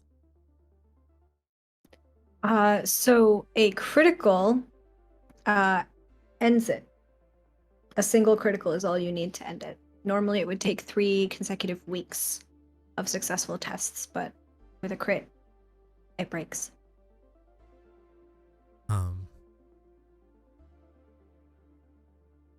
Jet kind of looks paler, feels sick, kind of runs to the kitchen and starts throwing up. Are you okay? Cerise can feel, I think, that severing of that connection between the two of them. And they recognize what Jet has done, and I think they take a couple steps forward towards Jet, but they don't close that gap. They don't want to impose because they're not sure if they are allowed, if they're welcome. And so I think with this distance between the two of them, Cerise kind of just, are you okay? Are you okay? Viridian, Wendy, Ethan, you're hearing this kerfuffle. I feel like Oh, go ahead. Go ahead. No, you talk first. I feel like at the first sign of Jet having any type of distress, Wendy would start heading out into there, especially if they start throwing up, to see what's going on with him. I mean, not see because I already know, but we'll just immediately start going out to I don't know, hold his hair or whatever it is that he needs. And Viridian also was able to hear this conversation, and as soon as Wendy gets up and leaves, Viridian is right behind her, and will go to Cerise, because y'all went to the kitchen, right? Yeah. Okay, so Viridian will just follow Wendy out and will go to Cerise, and they look concerned. I think we leave Ethan. We just run out of the room, leaving Ethan there. Ethan can follow or not. But Viridian goes to Cerise and tries to get in your line of sight. Not sure how you're doing. But we'll just look at you, brow knit in concern, and just says "Are you okay? What happened?" I Jet ended the effect, and I've never seen anybody react like this to it. And I think Viridian will just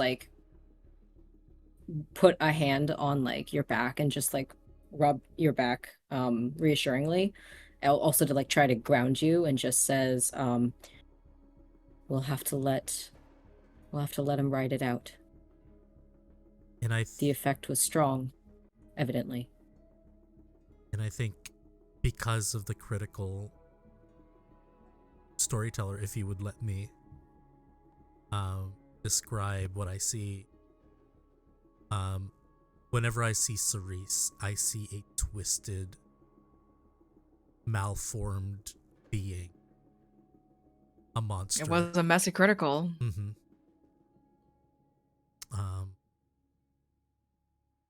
And I don't know if I hear another voice in my head.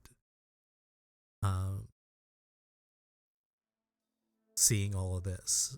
I assume they... Your beast has transformed these days. It's not your sire's voice anymore. It's yours. What are you saying in your mind right now as your own beast? I think the beast just kind of tells them how that's disgusting. That's monstrous. And you still want to protect these people. That's a shell of who you were. You used to want to be king, and you had all the opportunities to do so, and what did you do? Gave it to fucking Viridian. Gave it to fucking young me.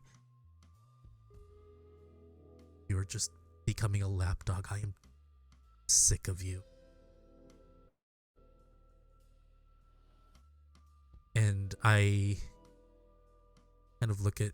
every time I look at Cerise, I kind of feel this wrench.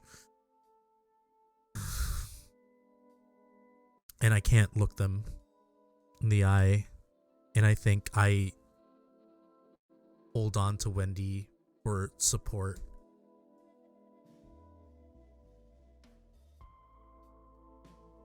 I was just a fucking toy to you.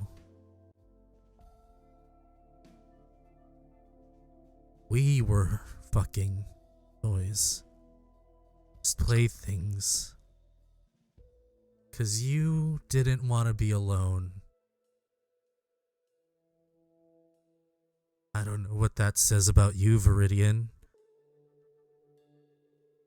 But I think there's a lot more that Viridian you looks need to over. talk about. What do you mean? Why would one want to keep two people on a leash? And say that they're too afraid to lose them? What kind of person does that? I know we're monsters, but... Speak plainly to me, Jet. If they wanted me to be in their life, they just had to ask. But they had to pull this shit. Now, sick my stomach. Ethan walks into the kitchen. Oh god.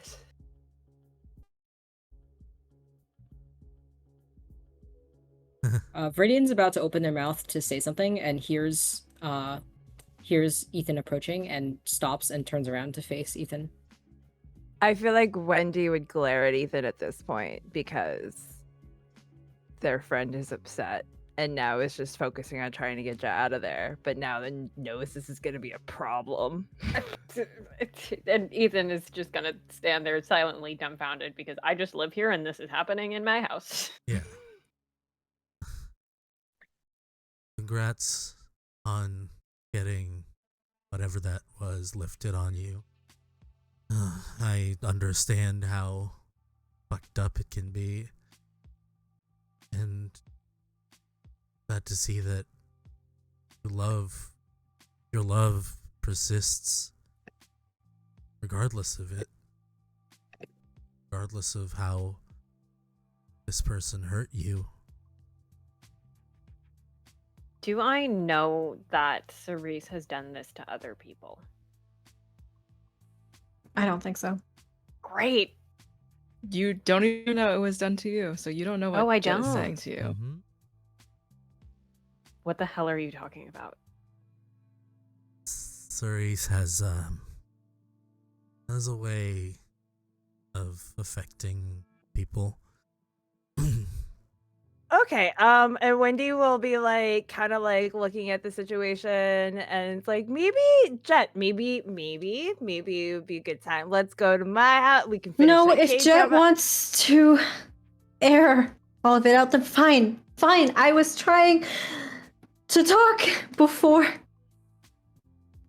I was trying. Ethan. I haven't been fully honest with you. I told you that our powers are different, right? Yeah. What I said to Iris about being able to pull people in with mine. When we originally met, I mean, I didn't like you then. I didn't know you. I convinced you unnaturally, preternaturally, that you were infatuated with me. That wasn't real.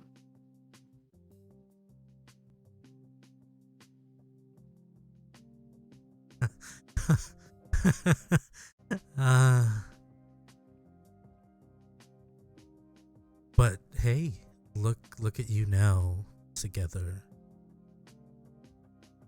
I mean, what's one time, right?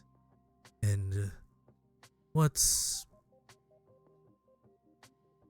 the fact that, you know, Cerise might know more about your missing brother than what they lead on?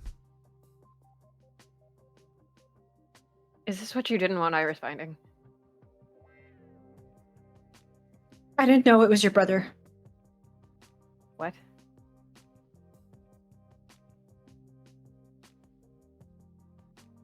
I didn't know it was your brother. You didn't know what was my brother. Your brother's dead. And I killed him. No, I just saw him. I just saw my brother. I don't. That was me. I needed to convince you to leave safely, and I wanted you to feel... I didn't think that you would leave if you saw me. So, How long has he been dead? half a year?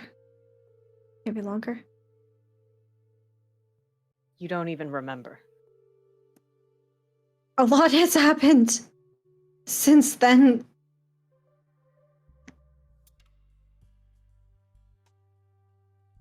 And Ethan is like completely at a loss for words over this. Like, what?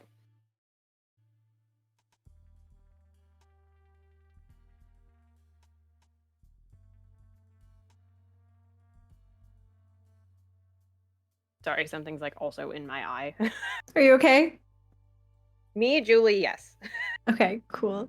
Yeah, my eyeliner started running. So we're doing great. But no, yeah, Ethan is completely like at a loss for words at this moment because that's a lot to take in, and also even the hard truth he is not entirely sure he can believe.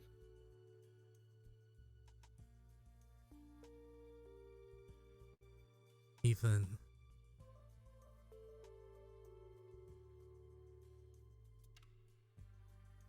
Still love them, right?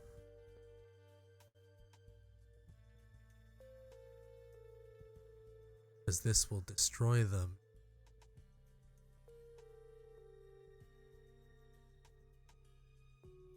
It's the thing that Cerise does.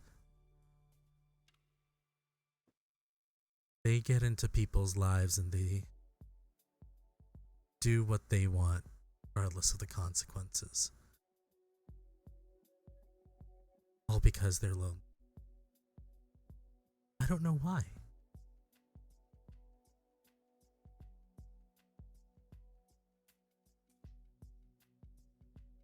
I don't know how to answer that.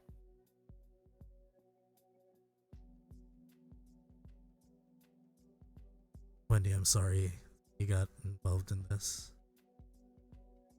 Oh, no, it's a here. And Wendy's gonna take out a juice box out of their pocket and hand it, and like stick a straw in it and hand it to Jet.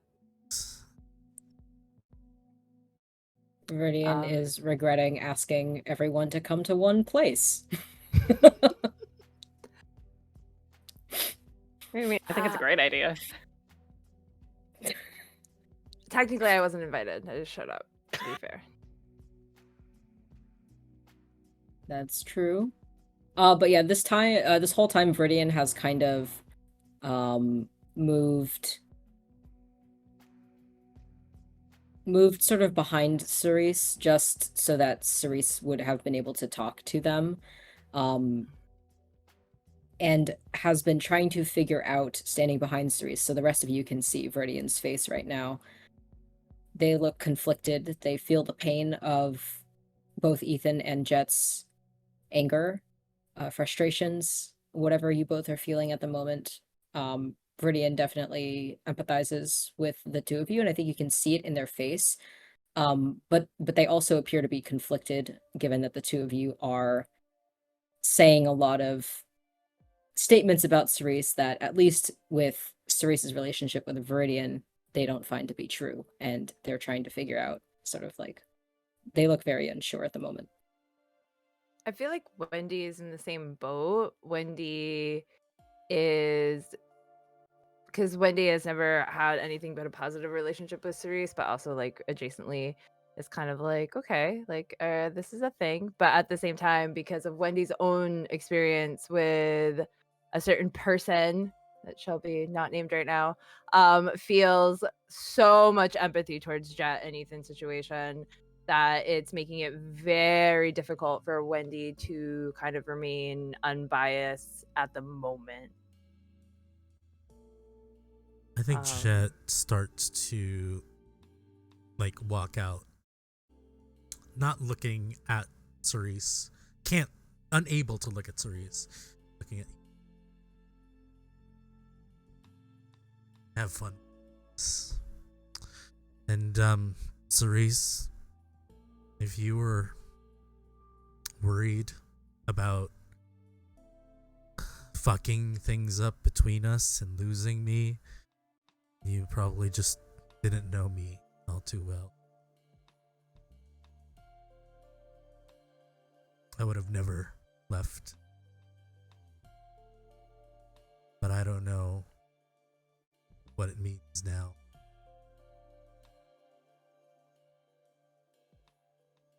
And Cerise is, I think, unable to really say anything in this moment. I think they run through dozens of scenarios, dozens of things that they could say, that they could do, and all of it falls flat, gets stuck in their throat.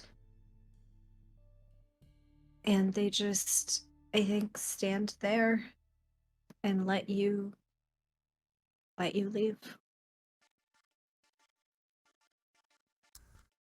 Wendy's gonna follow and just like look at the three of, not Ethan maybe, because Wendy doesn't care about Ethan, but look at Cerise and Viridian and just be like, yeah, I'm gonna and like I'll call you later, and then just like follow Jet out to make sure that they're okay.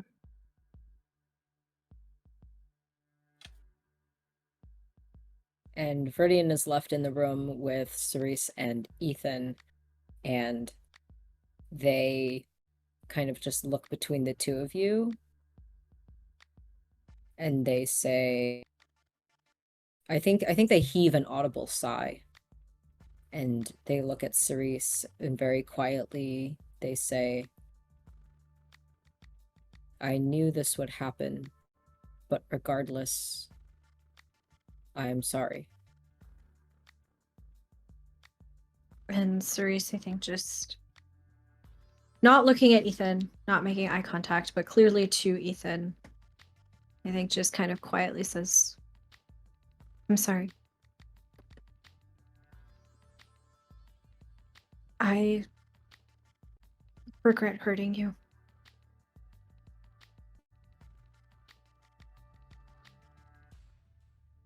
I, Julie, want to do something really mean to Cerise. Go for it. I want to use Ring of Truth. Okay.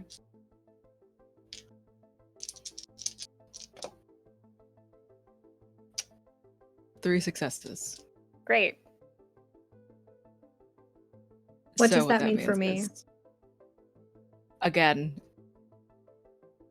this from that bestial failure, this is a similar move that Iris used, but to you this time it's almost maybe Ethan's magic feels like someone cradling the back of your head, but again, it's still this thing in the back of your mind, something encroaching.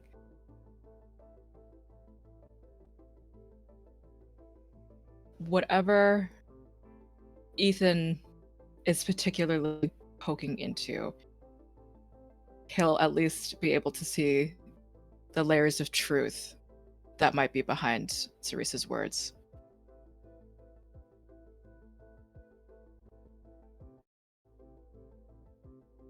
What is it specifically that Ethan is looking for? I think for him, he heard you say that you were sorry and wanted. He did Ring of Truth not really expecting to be disappointed to hear that that was the truth. And that goes as far back as you telling him from the beginning that his brother is dead. This entire conversation, as soon as he's walked into it, has been complete confusion. Now there are answers, and he is not entirely sure that he wants them. But, I mean, I assume that that remorse is genuine. I think if you go far back enough to when we had first met, you would see that at first there was no care. There was no it was very routine for Cerise, the way that they had interacted with Ethan, the manipulation, the lying, everything. It didn't matter to them then. But I think that as you kind of swim through their memories, coming from the beginning and moving forward in time, I think that is when you start to see a shift happen at some point. And I think the shift happens earlier than I think you're able to see that that shift happens earlier than even Cerise realizes that it happens. That their actions and their what you're seeing with your magic through these different layers, they don't line up together necessarily. And eventually you get to a point where the realization is there, but there's denial. And it's not until recently, very, very recently actually, that that denial fades away.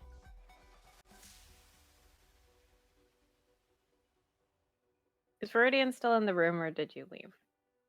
I'm still here. Great. Yay. And did all of you know about this? Viridian looks to you and just nods. And they say, I'm sorry for not telling you the truth. I thought Cerise should be the one to tell you. Yeah, she should have. They should have. I did not want to be the one to deliver that information to you. However, I do have information for you at a later date regarding the cremation of your brother and those things. And Viridian sort of trails off.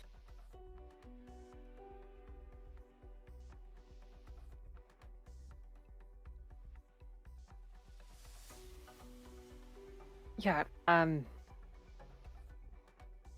was gonna ask if you were going to keep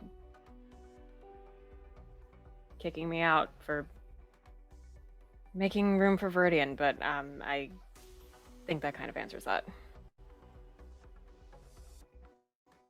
What do you mean?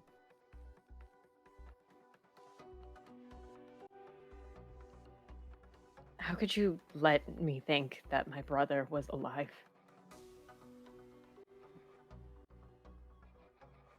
You're estranged from your family. You weren't able to contact your mother. I didn't want to make things worse for you. Pile on after everything you've been through. And I didn't know how to tell you that the reason you lost him was me. But it's still the truth. Yeah. I would have found out somehow. I was gonna tell you eventually. I just needed to figure out how.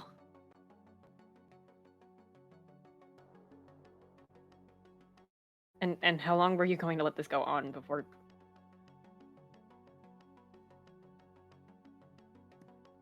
No. I don't know.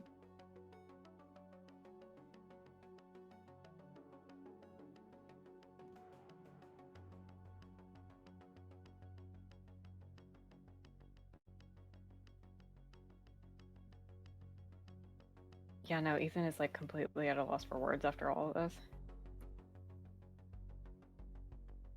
I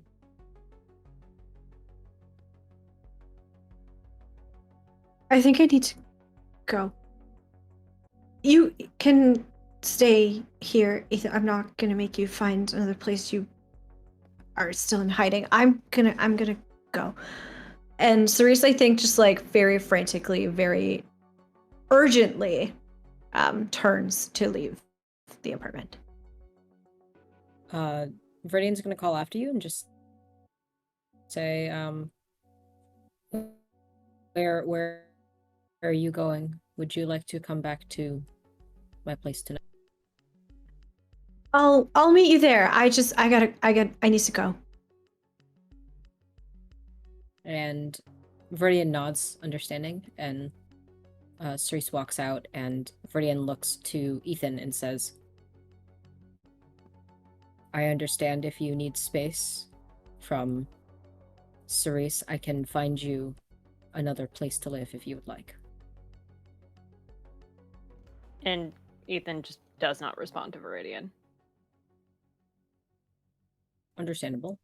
Viridian leans down over the couch to get their blazer that I think they took off their shoulders, and they throw their jacket on and moves to the door, and with their hand on the handle turns around back to face Ethan, and they say, again, I am truly sorry for the loss of your brother and for what happened tonight. You don't have to forgive me.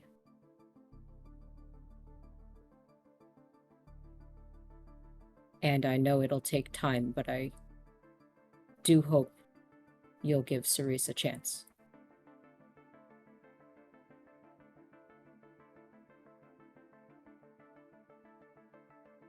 And again, if you would like another place to live, I'm happy to find and arrange that for you. It's the least I can do. We can talk later. And Viridian nods at you, and they walk out as well.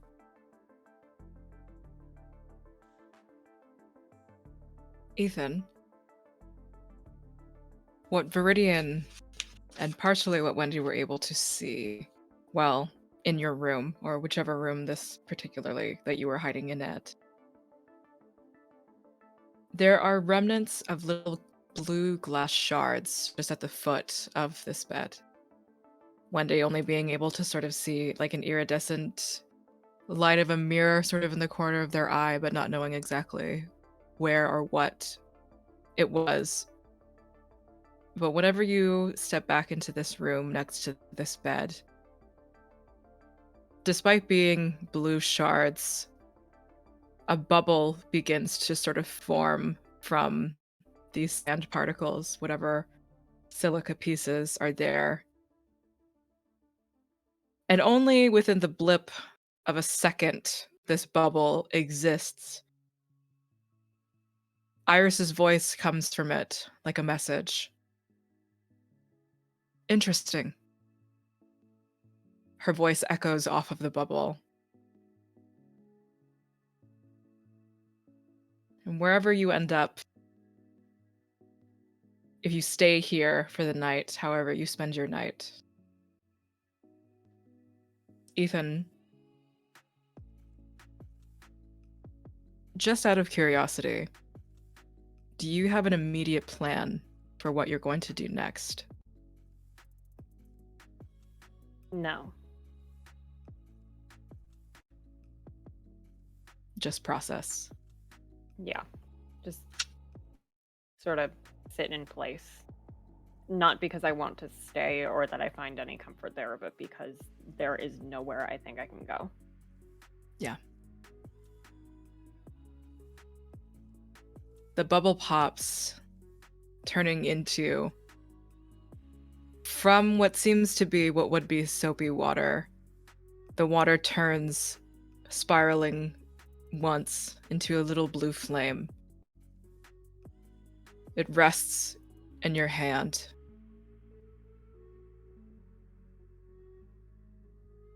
And then we'll cut to Wendy and Jet. Where are the two of you at this moment? Driving or... I think if Wendy was going to offer to head to their place because it's in the same building, Jet Yeah. would, Jet would probably go. Oh, for sure. Yeah. Very suddenly, kind of annoyingly, Wendy, you're getting a phone call. Ew. Okay.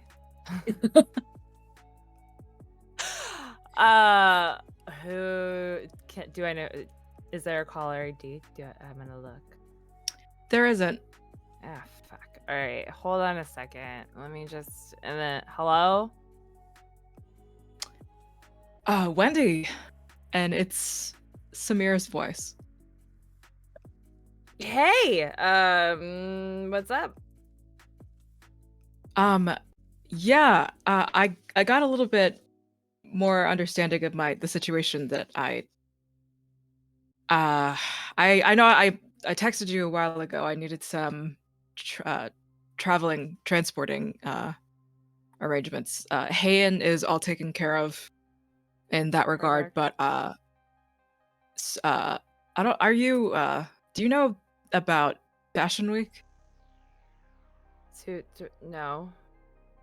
Should I? It's in a month, Okay. and for the first time in a while,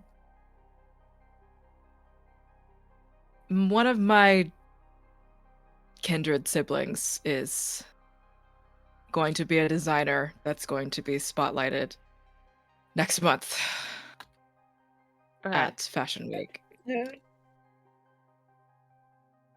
And I don't know if I ever really told you or really anyone.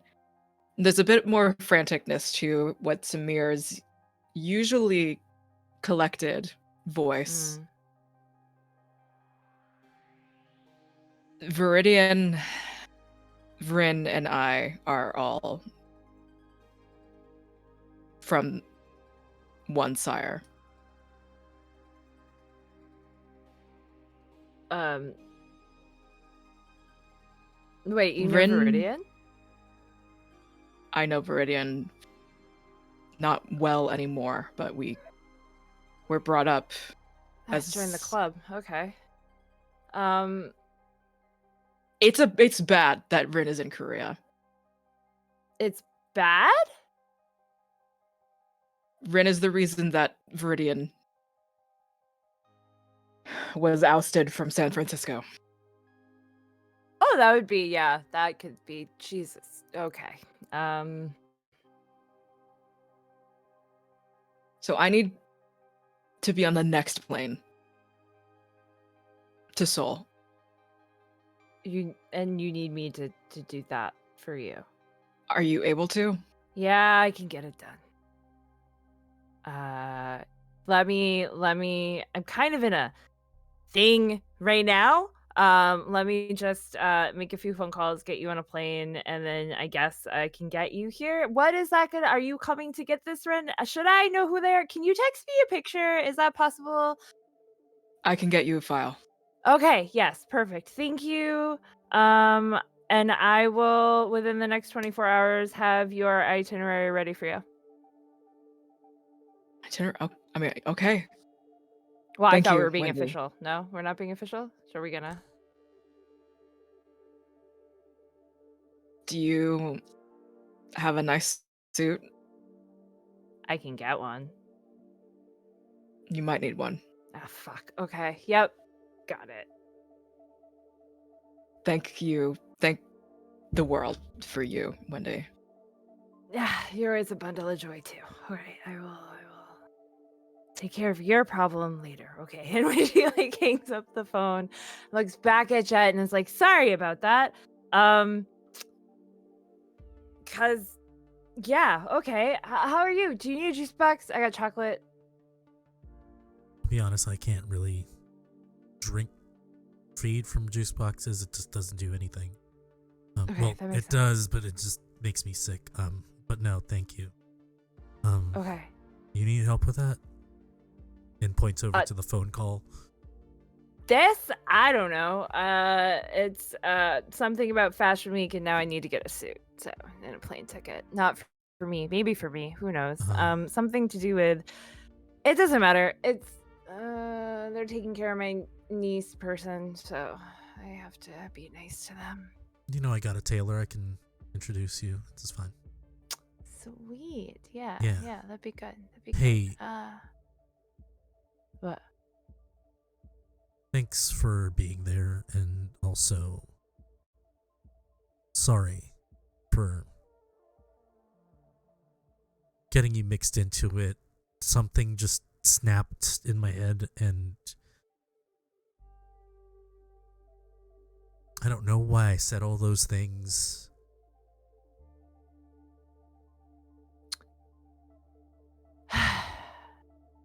Don't worry about it. You know, it is what it is. I mean, who knows? That apartment's like sketch anyway. There's like these weird glinting lights in there sometimes. Like I saw this like weird shimmer when I was in that room I was in. I think it was Ethan's room. I'm not really sure. But I don't know. I don't really go over there much. You know, Cerise usually comes here to hang out. So Yeah. not that matters. But if just you know, next time you're gonna fuck my friends, maybe you should let me know ahead of time. That I it's definitely will. I don't think Okay. I had much agency in that. That's true. Or I did. Not gonna lie, I'm pretty sure I enjoyed it as much as the next guy. I was gonna say it seemed pretty consensual at the morgue. You know, I feel like that was a. It felt the word I'm looking for is incentivized. You know? Yeah, I can see that. I don't hate Cerise. Well, I hope not, because I got her a forever bracelet too, and it'd be really awkward if No. if we all had forever matching bracelets and we all hated each other. Now that'd be bad. I am hurt. I don't hate them. I'm angry because I wasted all this time and energy, and I'm still far from figuring out how to help Natalie, and I think that muddled things. You know, Jet, it's okay to be horny sometimes. Like, it's fine. I know that I'm not, like, the most, like, No, you know, that's not. person. But, like, you don't have to justify it, is what I'm saying. Like, I'm just saying, I think I'm really in love with Natalie. Oh. That's why things are complicated. Okay. Because Natalie never did that thing. Uh-huh. I don't The know. thing. Things are messy. Yeah, they're about to get messier. Do you know a Ren? Do you know Ren? Do you know a Ren? Does that name ring a bell? No. No. Okay. Okay. Should I know Ren? Just it could be nothing, it could be something, but you know, if you run into a Rin, hear about a Rin, maybe it would just be cool if you let me know. That's all. If it becomes a thing where I feel like it's more of a need to know, I'll let you know. I don't really have all the information right now, and I don't want to go around making accusations around things. But they may be in town, and we potentially may have a problem. So I'll let the crew know, and yeah. I guess we're killing this Rin person then. Well, now, calm down, cowboy. I said maybe potential problem, not let's go murder hobo. But I mean, I guess if you're in the mood to, like, I've been dabbling you in okay? stuff. Yeah, I need to let off some steam. Do you want me to call Cal and see if we can get one of the, like, a delivery or something? I don't know how it works, but that's like what Viridian does when they need to let off steam. So. What delivery? What? Oh, you didn't know about that. Okay. Yeah, because you know they don't do the box thing, you know? They do Oh. the live thing. So sometimes when they're having a problem, Oh, Cal no. delivers. No, I can people? I have my herd. I can take care of that. You have a herd. Okay. Yeah, that's all right. Yeah. Okay.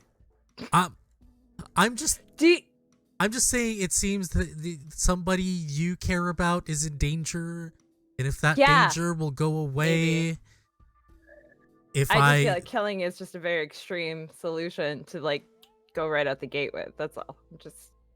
I mean, if all of you can't solve it the way that you do it, then I'm more than happy to solve it the way that I've been doing lately. No, noted. Lately, okay. Let's just, you know what? You want to watch a movie or something? Because I'm feeling like there's more information I probably don't want to know right now. Yeah. So how about I picked up this, I don't know, it's called Train to Busan or something. I haven't seen it yet, but we can throw it in. It's pretty good. It's pretty good. Yeah. Like, you've seen it? Perfect. So if you fall asleep, no big deal, right? Cool. Yeah. Cool. I don't know if you sleep. I don't remember. Anyway. Yeah. And Wendy will just put on the movie. Yeah. Jet gets comfortable, and I think Jet has mentioned that he hasn't been sleeping, and Jet actually falls asleep.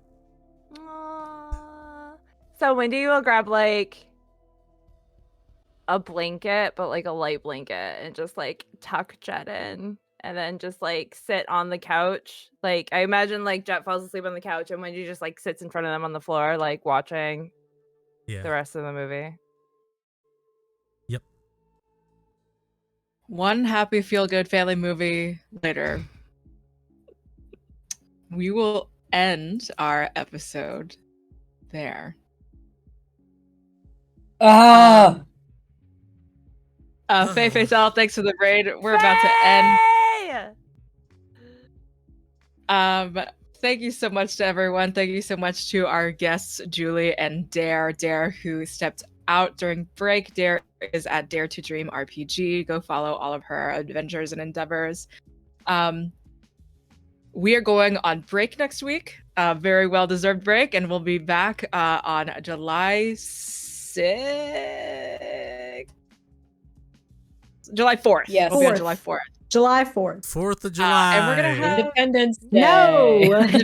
Day. We're going Celebrate to have with another, us. We're going to have another guest. We'll have Samir Let me kill a in cop tow. for Independence Day. Sorry, what? No, absolutely. Yeah. All four of you need to kill someone like today. Yeah, it's been a while. Yeah. Yeah. Anyway, I 5 have sessions, been no doubt. Josephine. In 5 sessions. I have been Josephine. I've been your Have we not storyteller. killed anyone? Sorry. I have no idea. I forget.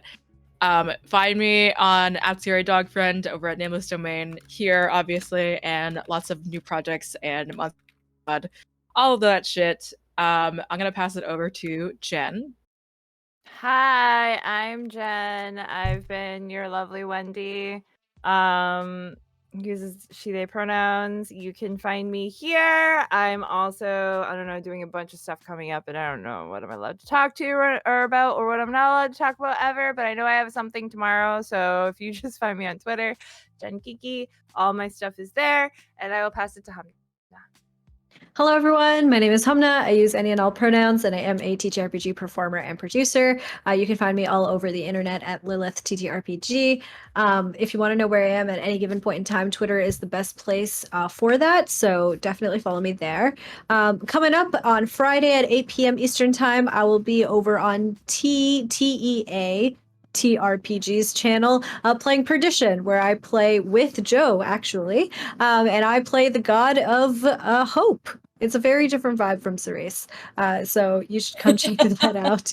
I am rancid for a different reason over there, and I will pass that over to Jay. Hi, everyone. I have been Jay or Nala. My pronouns are they, them, and I am on Twitter at NalaWoo and at NalaDraws if you want to see my artwork.